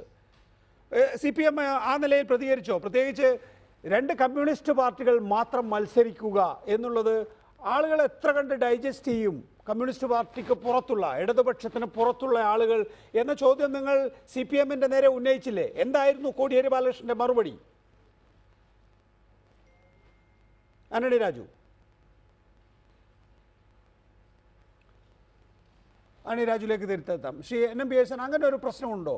എറണാകുളത്ത് മുതൽ തിരുവനന്തപുരം വരെയുള്ള ജില്ലകളിൽ ഇത് 2 കമ്മ്യൂണിസ്റ്റ് പാർട്ടികൾ മാത്രം, ഇടതുപക്ഷ ജനാധിപത്യ മുന്നണി കേരളത്തിൽ മാത്രം, താങ്കൾക്കറിയാം അതെല്ലാം, ഞാൻ ഒന്നുകൂടെ ആവർത്തിക്കുന്നില്ല. അപ്പോൾ 2 കമ്മ്യൂണിസ്റ്റ് പാർട്ടികൾ മാത്രമേ സ്ഥാനാർത്ഥിയെ നിർത്തുന്നുള്ളൂ എന്നൊക്കെ ഷിയാസിൻ്റെ പാർട്ടി ഇനി ഇങ്ങനെ പറഞ്ഞുകൊണ്ടിരിക്കും. അല്ല, അതൊരു ജനാധിപത്യ സമീപനമായിട്ട് വിലയിരുത്താൻ പൊതുസമൂഹത്തിന് കഴിയില്ല. CPIയെ സംബന്ധിച്ചിടത്തോളം, CPMനെ സംബന്ധിച്ചിടത്തോളം അത് ജീവൻ മരണ പോരാട്ടമാണ് നേരത്തെ പ്രഖ്യാപിച്ചതിൻ്റെ അടിസ്ഥാനത്തിൽ അവർക്കത് പറയാം. പക്ഷേ പുറത്തുള്ള ഒരു പാർട്ടിയും അതുപോലെ പൊതുസമൂഹവും അത് ജനാധിപത്യ പ്രക്രിയയായിട്ട് കണക്കാക്കില്ല. കാരണം ഇതിക്ക് മുമ്പ് നടന്നിട്ടുള്ള എല്ലാ പാർലമെൻറ്റ് തിരഞ്ഞെടുപ്പുകളിലും ഇടതുപക്ഷ ജനാധിപത്യ മുന്നണി എന്ന് പ്രഖ്യാപിക്കപ്പെട്ട മുന്നണിയുടെ ഭാഗമായിട്ട് പലരെയും അവർ മത്സരിപ്പിച്ചിട്ടുണ്ട് എന്നുള്ളത് സത്യമാണ്. പക്ഷേ ഇപ്പോൾ മത്സരിപ്പിക്കുന്നില്ല. എന്നുവെച്ചാൽ നിങ്ങളൊന്നും പാർലമെൻറ്റ് തിരഞ്ഞെടുപ്പിൽ മത്സരിക്കാനായിട്ട് ആവശ്യമായ ഘടകങ്ങളല്ല, അത് വേണമെങ്കിൽ നിയമസഭാ തെരഞ്ഞെടുപ്പിൻ്റെ കാലഘട്ടത്തിൽ ആലോചിക്കാം എന്നുള്ള നിലയ്ക്ക് തന്നെയാണ് അവർക്ക് മറുപടി നൽകിയിരിക്കുന്നത്. അതിൽ തീർച്ചയായിട്ടും ജനാധിപത്യ വിരുദ്ധമായ സ്വഭാവം നിലവിലുണ്ടെന്നായിരുന്നു. പക്ഷേ ശ്രീ പിയേഴ്സൺ, നോക്കൂ, ഒരു ലോക്സഭാ മണ്ഡലം എന്ന് പറയുന്നത് 7 നിയമസഭാ മണ്ഡലങ്ങളുടെ ഒരു സമ്മേളനമാണല്ലോ. അപ്പോൾ നിലവിൽ ഇടതുപക്ഷ ജനാധിപത്യ മുന്നണിയിൽ CPM-നും CPI-ക്കും മാത്രമേ ആ നിലയിൽ സീറ്റുകളുള്ളൂ. ഇനിയിപ്പോൾ വേണമെങ്കിൽ JDS-നെ അങ്ങനെ ആലോചിക്കാം. പക്ഷേ JDS-ന് ആ സാഹചര്യത്തിൽ സീറ്റ് കൊടുത്തതിൻ്റെ കാരണം CPM വ്യക്തമാക്കിയിരിക്കുന്നു. അന്ന് MP വീരേന്ദ്രകുമാറിൻ്റെ നേതൃത്വത്തിൽ ഒരു വിഭാഗം പാർട്ടി വിട്ടുപോയപ്പോൾ മാത്യു ടി മാത്രമേ അവിടെ ഉണ്ടായിരുന്നുള്ളൂ, അന്നേരം കൃഷ്ണൻകുട്ടി ഉണ്ടായിരുന്നില്ല. മാത്യു ടിയും സംഘത്തിനും ശക്തി കൊടുക്കുക എന്നുള്ള പ്രത്യേക ഉദ്ദേശത്തോടു കൂടിയാണ് മാത്യു ടിയെ തന്നെ അന്ന് സ്ഥാനാർത്ഥിയായി ജോസ് കെ മാണിക്കെതിരെ മത്സരിപ്പിച്ചത് എന്നുള്ളതാണ്. ആരുണ്ട് ഇടതുപക്ഷ ജനാധിപത്യ മുന്നണിയിൽ അങ്ങനെ ഒരു ലോക്സഭാ മണ്ഡലത്തിലൊക്കെ മത്സരിച്ച് ജയിക്കാനുള്ള പ്രാപ്തിയുള്ള പാർട്ടി? തീർച്ചയായിട്ടും അങ്ങനെ പ്രാപ്തിയുള്ള പാർട്ടികളില്ല. പക്ഷേ ഈ മുന്നണി രാഷ്ട്രീയത്തിൻ്റെ പ്രത്യേകത എന്താണ്? അങ്ങനെ ഇല്ലാത്ത ഘട്ടത്തിൽ പോലും കഴിഞ്ഞ വർഷം പോലും ആ മത്സരത്തിൽ അദ്ദേഹത്തിന് വരാനായിട്ട് കഴിഞ്ഞത് തീർച്ചയായിട്ടും മുന്നണി രാഷ്ട്രീയത്തിൻ്റെ മര്യാദയുടെ അടിസ്ഥാനത്തിലാണ്. അല്ലെങ്കിൽ ആർക്കും ഒന്നും കൊടുക്കേണ്ട കാര്യമില്ല. കാരണം പല സ്ഥലത്തും ഇത്തരം പാർട്ടികൾ ആരുമില്ലാത്ത പ്രദേശങ്ങൾ എത്രയും നോക്കേണ്ടത് തന്നെ ഒരു ബൂത്ത് പോലും കെട്ടാനായിട്ടുള്ള ശേഷിയില്ലാത്ത അതാണ് പ്രശ്നം. കോട്ടയത്ത് കഴിഞ്ഞതാണ് വേണമെങ്കിൽ ജോസ് കെ മാണിയോട് ശക്തമായിട്ടുള്ള ഒരു മത്സരം വെക്കാമായിരുന്നു. പക്ഷേ അവിടെ JDS-ന്റെ സ്ഥാനാർത്ഥിയായി മാത്യു ടി തോമസ് വരുമ്പോൾ അവിടെ ഒരു മത്സരം പോലും ഇല്ലാതായി. തീർച്ചയായിട്ടും ഏറ്റവും വലിയ വോട്ടിന്റെ വിജയത്തിന് ജോസ് കെ മാണി വിജയിക്കുകയും ചെയ്തു. ആന്റണി രാജു ടെലിഫോൺ ലൈനിലുണ്ട്. പക്ഷേ ആന്റണി രാജു, എന്താണ് LDF നേതൃത്വം നിങ്ങളെ അറിയിച്ചത്? CPM നേതൃത്വം അല്ല, LDF നേതൃത്വം 8-ാം തീയതി ഔദ്യോഗികമായി യോഗം ചേർന്നാണ് ഇനി മുന്നണിയുടെ ഭാഗത്തുള്ള ഒരു ചർച്ച ഫൈനലൈസ് ചെയ്യുന്നത്. ഇന്ന് ഞങ്ങൾക്ക് പറയാനുള്ളത് ഞങ്ങൾ പറഞ്ഞു. അതായത് ഇവിടെ സൂചിപ്പിച്ചതുപോലെ ജനാധിപത്യ കേരള കോൺഗ്രസ് പ്രത്യേകമായിട്ട് സീറ്റൊന്നും ആവശ്യപ്പെട്ടിരുന്നില്ല. മുന്നണിയുടെ സാഹചര്യങ്ങൾ പരിശോധിച്ച് ഇടതുപക്ഷ ജനാധിപത്യ മുന്നണിയിൽ ജനാധിപത്യ കേരള കോൺഗ്രസ് പ്രതിനിധി മത്സരിക്കണം എന്നാണ് മുന്നണി നേതൃത്വം തീരുമാനിക്കുന്നതെങ്കിൽ ഞങ്ങൾ മത്സരിക്കാൻ തയ്യാറാണെന്ന് മാത്രമാണ് ഞങ്ങൾ അറിയിച്ചിട്ടുള്ളത്. അതിനപ്പുറത്തേക്ക് ശരിയാണ്, നിങ്ങൾ സീറ്റ് ചോദിച്ചിട്ടില്ല. എന്നാൽ ഫ്രാൻസിസ് ജോർജ് എന്നുള്ള തുറുപ്പ് ചീട്ട് നിങ്ങളെ സംബന്ധിച്ചിടത്തോളം ഉണ്ട്. നമുക്കൊരു ഫൈനൽ തീരുമാനം എടുക്കാമെന്ന് മാത്രമാണ് ഇന്ന് CPM നേതൃത്വം അറിയിച്ചിട്ടുള്ളത്. ആന്റണി രാജു, മറ്റൊന്നും തന്നെ ഇന്നത്തെ ചർച്ചയിൽ സീറ്റ് ഉണ്ടെന്നോ ഇല്ലെന്നോ ഒന്നും തന്നെ ഇതുവരെ പറയാൻ തയ്യാറായിട്ടില്ല. ശരി, ശ്രീ ആന്റണി രാജു, ഫ്രാൻസിസ് ജോർജ് എന്നുള്ള തുറുപ്പ് ചീട്ടുണ്ട്. ആ തുറുപ്പ് ചീട്ടിനെ വേണമെങ്കിൽ നിങ്ങൾക്ക് പത്തനംതിട്ടയിൽ ഉപയോഗിക്കാം എന്നുള്ള നിർദ്ദേശം വെച്ചു. പക്ഷേ അതിനപ്പുറത്തേക്ക് ഒരു വിശാലമായ ചോദ്യം നിങ്ങൾ CPM-ന്റെ സംസ്ഥാന നേതൃത്വത്തിൻ്റെ മുന്നിൽ വെച്ചില്ലേ? 2 കമ്മ്യൂണിസ്റ്റ് പാർട്ടികൾ മാത്രം മത്സരിച്ചാൽ അത് ഇൻക്ലൂസീവ് ആകും, ആളുകൾ അംഗീകരിക്കുമെന്ന് തോന്നുന്നുണ്ടോ എന്ന് കോടിയേരി ബാലകൃഷ്ണനോട് ചോദിച്ചില്ലേ? അല്ല, ആ വിവരം ഞങ്ങള് ചർച്ചയിൽ ഞങ്ങൾ ഉന്നയിച്ചു. ഇടതുപക്ഷ ജനാധിപത്യ മുന്നണി എന്നുള്ള നിലയ്ക്ക് ഒരു ജനാധിപത്യ പാർട്ടികൾക്ക് കൂടി പ്രാതിനിധ്യമുള്ള ഒരു സ്ഥാനാർത്ഥി പട്ടിക വരുന്നതായിരിക്കും LDF-ന് നല്ലത്.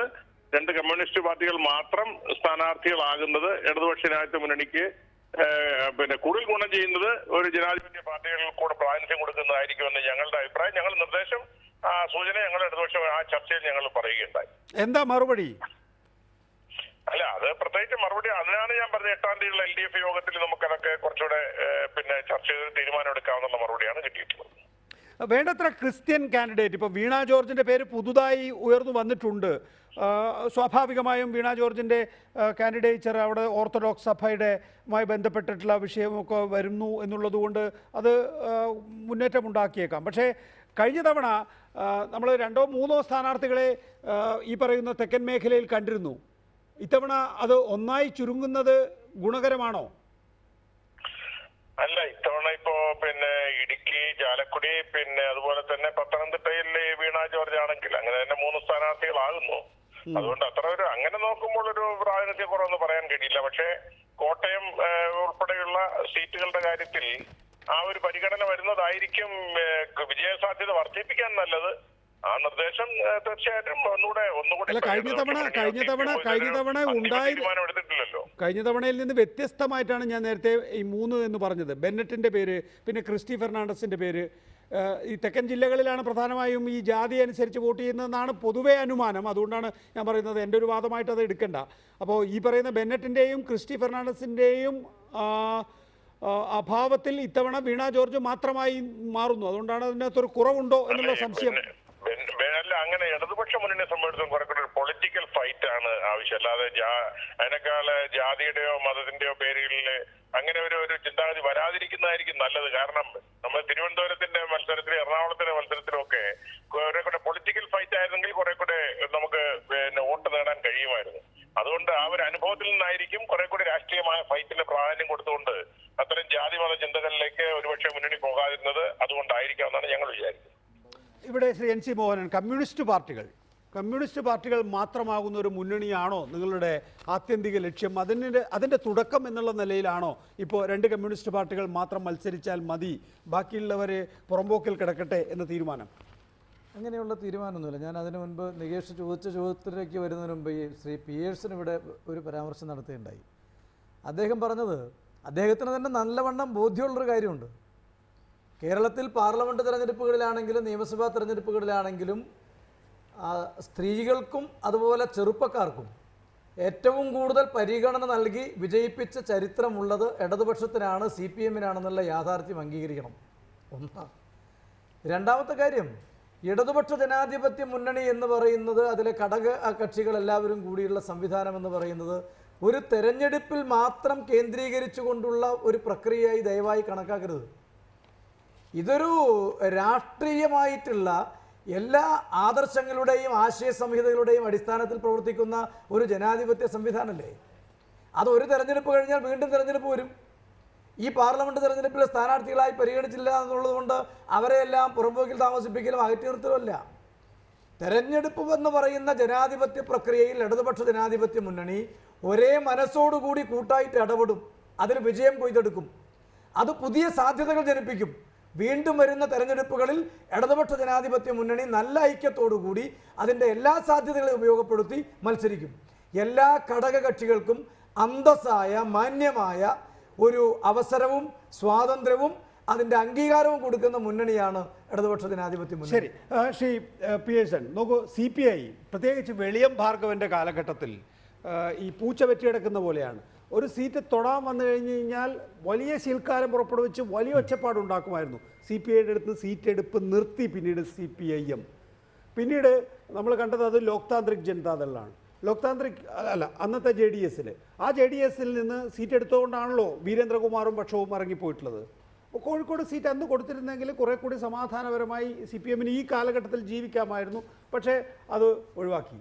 ഇപ്പോൾ JDS-ൻ്റെ ഒരു സീറ്റ് എടുത്തിരിക്കുന്നു. അത്രയും വലിയ ഒച്ചപ്പാടൊന്നും ഉണ്ടാവില്ല, മുന്നണി വിടുമെന്ന് അവർ പറയില്ല, പക്ഷേ അത് വലിയ അതൃപ്തിക്ക് ഇടവരുത്തും. ശരിയാണ്, ഈ പാർട്ടികൾക്ക് സീറ്റ് കൊടുത്താൽ, നമ്മൾ MP വീരേന്ദ്രകുമാറിൻ്റെ കാര്യമല്ല പറയുന്നത്, JDS അടക്കമുള്ള പാർട്ടികൾക്ക് സീറ്റ് കൊടുത്താൽ ആ മണ്ഡലം പോയി എന്നുള്ളൊരു തോന്നൽ ഉണ്ടാക്കുന്നത് ഒഴിവാക്കുക എന്നുള്ള ആ CPM-ൻ്റെ നയം, അതിനെ ശരിവെക്കാനാകില്ലേ? അല്ല, അതിൻ്റെ പ്രശ്നം ഞാൻ നേരത്തെ പറഞ്ഞതാണ്. അതായത് ജനാധിപത്യ രാഷ്ട്രീയത്തിലും മുന്നണി രാഷ്ട്രീയത്തിലും പാലിക്കേണ്ടതായിട്ടുള്ള മര്യാദകളുടെ പ്രശ്നം മാത്രമേ അതിനകത്തുള്ളൂ. അത് ഇല്ല എങ്കിൽ നമ്മൾ ഈ പറയുന്ന രീതിയിൽ പല സ്ഥലത്തും ബൂത്ത് കെട്ടാനോ പ്രവർത്തിക്കാനോ പ്രവർത്തകരില്ലാത്തതായിട്ടുള്ള പാർട്ടികൾക്ക് എന്തിനാണ് പാർലമെൻറ്റിൽ ഒരു സീറ്റ് കൊടുക്കുന്നതെന്ന് ചോദിച്ചാൽ അതിൻ്റെ അകത്ത് ഒരു യുക്തിയുണ്ട് എന്നുള്ളത് ശരിയാണ്. പക്ഷേ നമ്മളൊരു മുന്നണി രാഷ്ട്രീയ സംവിധാനമായി നിലനിൽക്കുന്ന സമയത്ത് പാലിക്കേണ്ടതായിട്ടുള്ള ചില മര്യാദകളുണ്ട്. ആ മര്യാദകൾ അവർക്കൊക്കെ അസംബ്ലി സീറ്റ് കൊടുക്കുന്നുണ്ട്, അവർക്കൊക്കെ പഞ്ചായത്ത് തെരഞ്ഞെടുപ്പിൽ സീറ്റ് കൊടുക്കുന്നുണ്ട്. ആ ശക്തി പാർലമെന്റിൽ മത്സരിക്കാനുള്ള ശക്തി അവർക്കില്ല. ശക്തിയുള്ളത് CPM-നും CPI-ക്കുമാണ്. നിയമസഭാ മണ്ഡലമാണ് അതിൻ്റെ മാനദണ്ഡം. അല്ലെ, CPM പോലും പലപ്പോഴും CPI-യോട് ഇത്തരം കാര്യങ്ങൾ പറയാറുണ്ട്. നിങ്ങൾക്ക് എന്തിനാണ് സീറ്റ് തരണമെന്ന് ചോദിക്കാനായിട്ട് തീർച്ചയായിട്ടും CPI-ൻ്റെ നേതാക്കൾ അങ്ങനെ ചെയ്യുന്നില്ലെങ്കിലും അണികൾ ചോദിക്കുന്നുണ്ട്. കാരണം എന്താണ്, പല സ്ഥലത്തും CPI എന്ന് പറയുന്നത് അതിൻ്റെ സഭാ സവിശേഷ പരിശോധിക്കുന്ന സമയത്ത് അതൊരു കുടുംബ പാർട്ടിയായിട്ട് മാറിയിട്ടുണ്ട് പല സ്ഥലങ്ങളിലും. അപ്പോൾ സ്വാഭാവികമായിട്ടും എന്തിനാണ് അവർക്ക് സീറ്റ് കൊടുക്കണമെന്ന് അവർക്ക് ചോദിക്കാം. അതെല്ലാം ചോദിക്കുമ്പോൾ വെല്ലുവിളി ഉയർത്താൻ പറ്റുന്ന തരത്തിൽ അവർക്ക് പ്രതികരിക്കാൻ കഴിയുന്നതിൻ്റെ ഫലമായിട്ടാണ് അവർക്ക് അവരുടെ സീറ്റ് നിലനിർത്താൻ കഴിഞ്ഞിട്ടുള്ളത്. പക്ഷേ മറ്റുള്ള ഘടകകക്ഷികൾക്ക് അതിനുള്ള ശേഷിയില്ല. അങ്ങനെ ശേഷിയില്ലാത്ത സമയത്ത് വേറൊരു താരതമ്യം കൂടെ പറയാം. കോൺഗ്രസ് 17 സീറ്റുകളിലും മുസ്ലിം ലീഗ് 2 സീറ്റിലും മത്സരിക്കുന്നു. ശക്തി അനുസരിച്ചാണോ? കോൺഗ്രസും മുസ്ലിം ലീഗും തമ്മിൽ ശക്തി പരിശോധിച്ച് കഴിഞ്ഞാൽ പ്രത്യേകിച്ച് മലബാർ ജില്ലകളിൽ മുസ്ലിം ലീഗാണ് കോൺഗ്രസിനേക്കാൾ വലിയ പാർട്ടി പല പ്രധാനപ്പെട്ട മേഖലയിലും. പക്ഷേ അവിടെ കോൺഗ്രസിന് 17 സീറ്റ് കൊടുക്കുകയും 2 സീറ്റിൽ മുസ്ലിം ലീഗ് മത്സരിക്കുകയും ചെയ്യുന്നു. ഇനി കോൺഗ്രസ് 17 സീറ്റിൽ മത്സരിക്കുന്നു. അതിനേക്കാൾ വലിയ പാർട്ടിയാണല്ലോ സി പി എം. 16 സീറ്റുകളിൽ മാത്രമേ ഇപ്പോഴും മത്സരിക്കുന്നുള്ളൂ. അപ്പോൾ ഇതൊക്കെ തന്നെയും വേറെ എന്തൊക്കെയോ സാഹചര്യങ്ങൾ നിശ്ചയിച്ചുകൊണ്ടുള്ളതാണ്, വേറെ എന്തൊക്കെയോ അഡ്ജസ്റ്റ്മെൻ്റാണ്. നിങ്ങൾക്ക് അസംബ്ലി സീറ്റല്ലേ, അത് നമുക്ക് ആ സമയത്ത് കാര്യമായി പരിഗണിക്കാം എന്ന് പറയും. പരാതിയേ ഉള്ളൂ. ഇന്ന് AK ഇറങ്ങി വന്നവർ മുഴുവൻ പരാതി പറഞ്ഞു. അല്ലല്ല, ആരും ഒരു വിമർശനം ഉന്നയിച്ചിട്ടില്ല. ഞങ്ങൾ മുന്നണി വിടുമെന്നുള്ള ഗോഗ്വ വിളിയില്ല എന്ന് മാത്രമേ ഉള്ളൂ. അല്ല, അവര് പരാതി പറഞ്ഞില്ലെന്നുള്ളതല്ല പ്രശ്നം. അവര് പരാതി പറഞ്ഞില്ലെന്നുള്ളതല്ല പ്രശ്നം. നമ്മളൊരു വിഷയം കൈകാര്യം ചെയ്യുന്ന സമയത്തും ചർച്ച ചെയ്യുന്ന സമയത്തും അതിൽ മര്യാദ പാലിച്ചിട്ടുണ്ടോ എന്നുള്ള ചോദ്യം ഉയരുന്ന സമയത്താണ് മര്യാദ പാലിച്ചിട്ടില്ലെന്ന് നമ്മൾ പറയുന്നത്. അവർക്ക് ചിലപ്പോൾ പരാതി ഉണ്ടാവില്ല. ഉദാഹരണത്തിന് തമിഴ്നാട്ടിലെ CPM-ന് 2 സീറ്റ് കൊടുക്കുകയാണ് DMK. തമിഴ്നാട്ടിൽ എന്താ CPM വലിയ പാർട്ടിയാണോ? പിന്നെ മഹാരാഷ്ട്രയിൽ NCP അടക്കമുള്ള പാർട്ടികൾ പിന്നെ CPM-ന് സീറ്റ് കൊടുക്കുകയാണ്.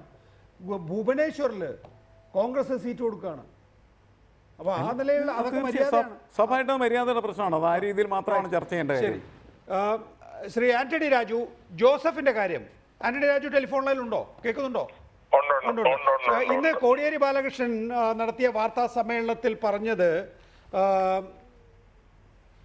ജോസഫിനെ മുന്നണിയിൽ എടുക്കുന്നുണ്ടോ അല്ലെങ്കിൽ ജോസഫിന് സീറ്റ് കൊടുക്കുമോ എന്നുള്ള ചോദ്യത്തിന് ജോസഫ് ഇപ്പോൾ കേരള കോൺഗ്രസിലാണ്, ജോസഫ് UDF-ൽ നിൽക്കുകയാണ്. അവിടെ UDF-ൽ നിൽക്കുന്ന ഒരാൾക്ക് ഞങ്ങൾ എങ്ങനെ സീറ്റ് കൊടുക്കുമെന്നാണ്. ഇത് സംബന്ധിച്ച് അടുത്ത ദിവസം ഉന്നതാധികാര സമിതി ചേരുകയാണ്.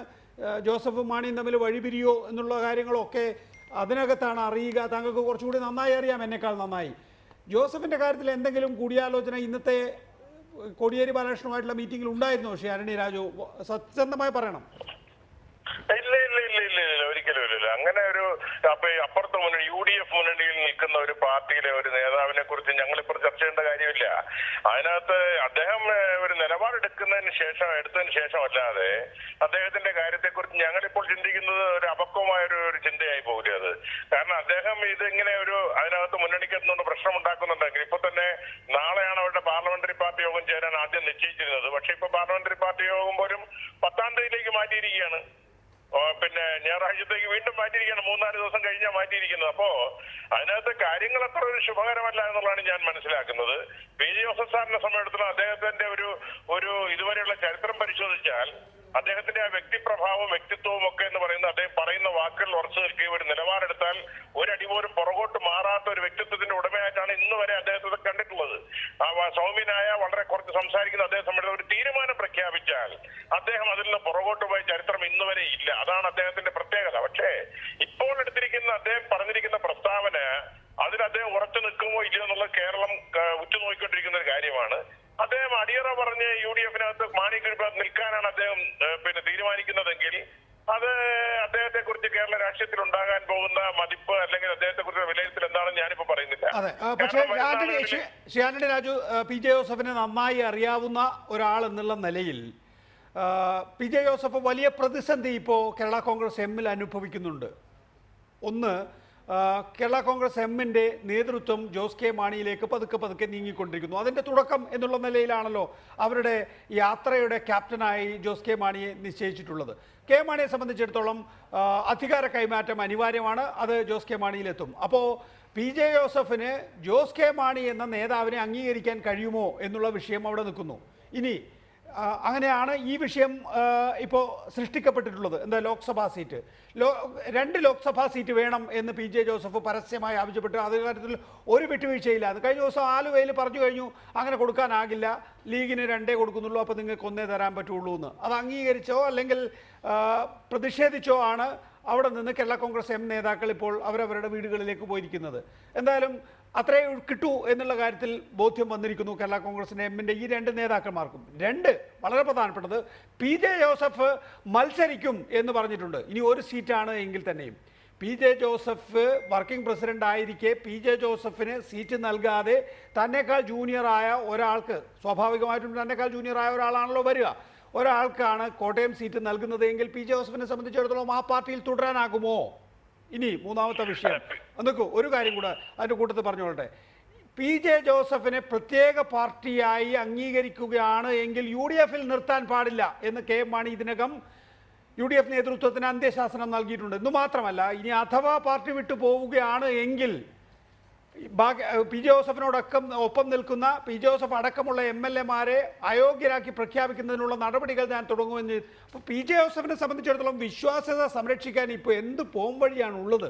മുമ്പ് ഫ്രാൻസിസ് ജോർജും ആന്റണി രാജുവും പോലുള്ള ലെഫ്റ്റനന്റുമാർ പി ജോസഫിനുണ്ടായിരുന്നു. ഇപ്പോൾ അവരില്ല. അപ്പോൾ പി ജോസഫ് എന്താണ് ചിന്തിക്കുന്നത് എന്ന് അനുമാനിച്ചു പറയാനാണ് ഞാൻ ഈ ചോദ്യം ചോദിക്കുന്നത്. അല്ല, PJ ജോസഫ് സാറിന് പ്രത്യേക ഘടകകക്ഷിയായി ഐക്യ ജനാധിപത്യ മുന്നണിയിൽ നിർത്തിക്കൊള്ളാമെന്നുള്ള വാക്ക് കൊടുത്തത് കോൺഗ്രസ്സുകാരാണ്. യഥാർത്ഥത്തിൽ ഇപ്പോൾ കോൺഗ്രസ് നേതൃത്വമാണ് PJ ജോസഫ് സാറിനെ വഞ്ചിച്ചിരിക്കുന്നത്. അദ്ദേഹത്തോട് 2 സീറ്റ് എന്നുള്ള ഡിമാൻഡ് അദ്ദേഹം ഉന്നയിക്കുമ്പോഴും അദ്ദേഹത്തിന് തന്നെ അറിയാമോ, അല്ലെങ്കിൽ കോൺഗ്രസ് നേതൃത്വവും അദ്ദേഹവുമായി സംസാരിച്ചതിന്റെ അടിസ്ഥാനത്തിൽ 2 സീറ്റ് എന്നുള്ളത് നടക്കില്ല, മറിച്ച് ഒരു ഘടകകക്ഷിയായി സെപ്പറേറ്റ് പാർട്ടിയായി ഈ സീറ്റുമായി ബന്ധപ്പെട്ട് KM മാണിയുമായി ഒത്തുതീർപ്പുണ്ടാക്കി സെപ്പറേറ്റ് പാർട്ടി എന്നുള്ള അല്ലെങ്കിൽ UDF നിലനിർത്താൻ തയ്യാറാണ് എന്നുള്ള സന്ദേശം കോൺഗ്രസ് നൽകിയതിനു ശേഷമാണ് PJ ജോസഫ് സാർ വളരെ സ്ട്രോങ് ആയി ഒരു പാർലമെന്റ് സീറ്റിന്റെ കാര്യവും അദ്ദേഹം തന്നെ മത്സരിക്കുമെന്ന് പരസ്യമായി പറയാൻ ഇടയാക്കിയത്. കോൺഗ്രസിന്റെ ഒരു വിഭാഗം പ്രധാനപ്പെട്ട നേതാക്കന്മാർ PJ ജോസഫ് സാറിന് നൽകിയ കൃത്യമായ ഉറപ്പിന്റെ അടിസ്ഥാനത്തിൽ അദ്ദേഹം ഇത്രയും മുന്നോട്ട് പോയത്. പക്ഷെ ഇപ്പോൾ ശ്രീ KM മാണി മുഴക്കിയിരിക്കുന്ന വാദം PJ ജോസഫ് സാറിനെയും മറ്റും സെപ്പറേറ്റ് ആയിട്ട് ഘടകകക്ഷിയാക്കിയാൽ അദ്ദേഹം ഈ മുന്നണിയിൽ ഉണ്ടാകില്ല എന്നുള്ളൊരു അന്ത്യശാസനം അദ്ദേഹം നൽകി. അത് നൽകിക്കഴിഞ്ഞപ്പോൾ കോൺഗ്രസ് പാർട്ടിയെ സംബന്ധിച്ചിടത്തോളം PJ ജോസഫ് സാറിന് കൊടുത്ത ഉറപ്പ് വാക്ക് പാലിക്കാൻ കഴിയാതെ PJ ജോസഫ് സാറിന് ഇപ്പൊ യഥാർത്ഥത്തിൽ ഇപ്പോൾ വഞ്ചിച്ചിരിക്കുന്നത് കോൺഗ്രസ്സുകാരാണ്. PJ ജോസഫ് സാർ ഇപ്പോൾ വല്ലാത്തൊരു പ്രതിസന്ധിയിലാണ്. അദ്ദേഹം പരസ്യമായി ജനങ്ങളോട് പരസ്യമായ പ്രസ്താവന നടത്തി കഴിഞ്ഞു. അതിൽ നിന്ന് പുറകോട്ട് പോകാൻ ഇടവരിക എന്നുള്ളത് PJ ജോസഫ് സാറിനെ സംബന്ധിച്ചും അദ്ദേഹത്തിന്റെ വിശ്വാസ്യതയ്ക്ക് കോട്ടം തട്ടുന്ന ഒന്നാണ്. അദ്ദേഹത്തിന് ഇതുവരെ ഉണ്ടാക്കിയ ഇമേജിനെ ബാധിക്കുന്നതാണ്. മാത്രമല്ല, മാണി ഗ്രൂപ്പിലുള്ള നേതാക്കന്മാർ ഇപ്പോൾ എടുത്തിരിക്കുന്ന ഒരു സമീപനം PJ ജോസഫ് സാറും കൂട്ടരും പുറത്തു പോകണമെന്നുള്ളതാണ്. പാർട്ടിയിൽ നിന്ന് അവർ പുറത്തു പോകുന്നെങ്കിൽ പുറത്തു പോട്ടെ എന്നുള്ള സമീപനമാണ്. ഈ സീറ്റിന്റെ പേരിൽ അവർ പുറത്തു പോകുന്നില്ല എങ്കിൽ മാണി ഗ്രൂപ്പിന്റെ ചെയർമാനായി ജോസ് കെ മാണിയെ നിശ്ചയിക്കുമ്പോൾ എങ്കിലും PJ ജോസഫ് സാറിനും കൂട്ടർക്കും ഈ പാർട്ടി വിട്ട് പോകേണ്ടി വരും, അല്ലെങ്കിൽ അവർ പോകും എന്നുള്ള പ്രതീക്ഷയാണ് ഇപ്പോൾ മാണി ഗ്രൂപ്പ് നേതൃത്വത്തിനുള്ളത്. അതുകൊണ്ട് PJ ജോസഫ് സാറിന്റെ ഒരു വാദവും മാണി ഗ്രൂപ്പ് അംഗീകരിക്കാൻ പോകുന്നില്ല. അതുകൊണ്ട് PJ ജോസഫ് സാർ ഒന്നുകിൽ രാഷ്ട്രീയമായി അവർക്ക് അവരുടെ കീഴിൽ സറണ്ടർ ചെയ്ത് നിൽക്കേണ്ട അവസ്ഥ ഉണ്ടാകും, അല്ലെങ്കിൽ അദ്ദേഹം ആത്മാഭിമാനം വീണ്ടെടുത്തുകൊണ്ട് അദ്ദേഹം MLA സ്ഥാനത്തേക്കാൾ പ്രധാനം അദ്ദേഹത്തിന്റെ വ്യക്തിത്വമാണ് എന്ന് മനസ്സിലാക്കിക്കൊണ്ട് അദ്ദേഹം പുറത്തു വരാൻ തയ്യാറായാൽ ഒരു കാരണവശാൽ അദ്ദേഹം അനാഥമാകില്ല. അനാഥമാകില്ല എന്ന് ശ്രീ ആന്റണി രാജു പറയുമ്പോൾ തലത്തിലേക്ക് PJ ജോസഫ് സാറിന്റെ വ്യക്തിത്വം ഉയരും. അനാഥമാകില്ല എന്ന് പറയുമ്പോൾ ഇവിടെ വന്നാൽ LDF-ലേക്ക് വന്നാൽ മന്ത്രിയാക്കുമെന്നാണോ? അല്ല, ഞാൻ പറഞ്ഞല്ലോ, അതിപ്പോ അദ്ദേഹം വരാൻ തയ്യാറായാൽ മാത്രമല്ല അത്തരം കാര്യങ്ങളെ കുറിച്ച് ആലോചിക്കേണ്ടതില്ല. ഇപ്പോൾ അദ്ദേഹം എത്തിപ്പെട്ടിരിക്കുന്ന പ്രതിസന്ധിയിൽ നിന്ന് അദ്ദേഹത്തിന് കരകയറണമെങ്കിൽ അദ്ദേഹത്തിന്റെ വ്യക്തിത്വം നിലനിർത്താൻ അദ്ദേഹത്തിന്റെ MLA സ്ഥാനത്തേക്കാൾ ഉപരി അദ്ദേഹത്തിന്റെ വ്യക്തിത്വമാണ് വലുതെന്നും അദ്ദേഹത്തിന്റെ രാഷ്ട്രീയമായ നിലനിൽപ്പാണ് വലുതെങ്കിൽ അദ്ദേഹം ഒരു ധീരമായ തീരുമാനമെടുക്കാൻ തയ്യാറാകണം. വ്യക്തമാണ് ശ്രീ ആന്റണി രാജു. ശ്രീയാസ്, വല്ലാത്തൊരു അവസ്ഥയിലാണ് PJ ജോസഫ്. ഒരിക്കലുമല്ല. മണി ഗ്രൂപ്പിനകത്തുണ്ടാകുന്ന അവരുടെ അഭിപ്രായ വ്യത്യാസങ്ങൾ അവരെ ഒറ്റക്കെട്ടായി UDF-നെ ഒറ്റക്കെട്ടായി നിലനിർത്തിക്കൊണ്ട് പാർട്ടി ഒരുമിച്ച് തീരുമാനമെടുക്കുമെന്ന് തന്നെയാണ് കഴിഞ്ഞ ദിവസത്തെ UDF ഉപകക്ഷി ചർച്ചയുമായി ബന്ധപ്പെട്ട് അതിനുശേഷം നടത്തിയ വാർത്താ സമ്മേളനത്തിൽ അവർ അറിയിച്ചിരിക്കുന്നത്. തീർച്ചയായും അത്തരത്തിൽ ഒരു പ്രശ്നങ്ങളില്ലാതെ UDF-നെ ഒറ്റക്കെട്ടായി ഒരുമിച്ച് കൊണ്ടുപോകാൻ കഴിയുന്ന ഒരു സ്ഥിതിവിശേഷം തന്നെയായിരിക്കും ഈ സ്ഥാനാർത്ഥി നിർണയവുമായി ബന്ധപ്പെട്ട് ഏറ്റവും അവസാനമായി BJP സ്ഥാനാർത്ഥികളുടെ ലിസ്റ്റ് വരാനിരിക്കുന്നേ ഉള്ളൂ. നമുക്ക് സൂചനകൾ മാത്രമേ, അതുകൂടി കഴിഞ്ഞതിന് ശേഷം മാത്രമേ ഓരോ മണ്ഡലത്തെയും നമുക്ക് വിലയിരുത്താൻ കഴിയൂ എന്നുണ്ടോ? തീർച്ചയായിട്ടും. കാരണം കേരളത്തിൽ നിലനിൽക്കുന്ന പ്രത്യേക രാഷ്ട്രീയം അത് BJP വരുന്നതോടുകൂടി വ്യക്തമായി തീരുകയും BJPയുടെ സ്ഥാനാർത്ഥികളും അത് വ്യക്തമാക്കുമെന്നാണ് എനിക്ക് തോന്നുന്നത്. കാരണം BJPയെ സംബന്ധിച്ചിടത്തോളം അവർക്ക് അകത്ത് നിൽക്കുന്നതായിട്ടുള്ള ഗ്രൂപ്പ് യുദ്ധം അവസാനിപ്പിച്ചതിന് ശേഷം മാത്രമാണ് ഏതെല്ലാം സ്ഥാനാർത്ഥികളെയാണ് ഏതെല്ലാം സ്ഥലങ്ങളിൽ നിർത്താനായിട്ട് കഴിയുക എന്ന് നമുക്ക് പറയാൻ കഴിയുള്ളൂ. അവർ വന്നു കഴിയുമ്പോൾ ഏതാണ്ട് ചിത്രം പൂർത്തീകരിക്കുകയും പിന്നീട് തിരഞ്ഞെടുപ്പിൻ്റെ രാഷ്ട്രീയ വിഷയങ്ങൾ, അതിൽ ചർച്ച ചെയ്യുന്ന പ്രശ്നങ്ങൾ അതെല്ലാം കൃത്യമായിട്ട് ഉയർന്നു വരും. ഇപ്പോൾ ഉദാഹരണത്തിന് പത്തനംതിട്ടയിൽ ആന്റോ ആന്റണിയും വീണ ജോർജുമാണ് സ്ഥാനാർത്ഥികൾ എങ്കിൽ അവിടെ ഒരു ഹിന്ദു സ്ഥാനാർത്ഥി, പ്രത്യേകിച്ച് പത്തനംതിട്ട മണ്ഡലത്തിൽ ഉണ്ടായിട്ടുള്ള ഒരു ഹിന്ദു വികാരം ഉയർന്നു വന്ന സ്ഥിതിയുണ്ട്. അവിടെ ഒരു BJP ഒരു ഹിന്ദു സ്ഥാനാർത്ഥി കെ സുരേന്ദ്രനെ പോലുള്ള ഹിന്ദു സ്ഥാനാർത്ഥിയെ നിർത്തിയാൽ അവിടെ ഒരു എഡ്ജിന് സാധ്യതയുണ്ടോ? തിരുവനന്തപുരം ലോക്സഭാ മണ്ഡലത്തിൽ ആരായിരിക്കും BJPയുടെ സ്ഥാനാർത്ഥിയായി വരിക? പരമ്പരാഗതമായി BJPക്ക് വേരോട്ടമുള്ള മണ്ഡലം എന്നുള്ള നിലയിൽ അതൊക്കെ ഇനി ഒരുപക്ഷെ BJP സ്ഥാനാർത്ഥികളെ അറിഞ്ഞതിന് ശേഷം മാത്രമേ നമുക്ക് വിലയിരുത്താൻ കഴിയൂ. തീർച്ചയായിട്ടും അങ്ങനെ പറ്റുള്ളൂ. NM പിയേഴ്സൺ, ഒപ്പം തന്നെ ഈ വിഷയത്തിൽ സംസാരിച്ച NC മോഹൻ, മുഹമ്മദ് ഷിയാസ്, ആന്റണി രാജു, PC ജോർജ്. നന്ദി. ന്യൂസ് നൈറ്റ് സഹകരിച്ചതിന് നമസ്കാരം.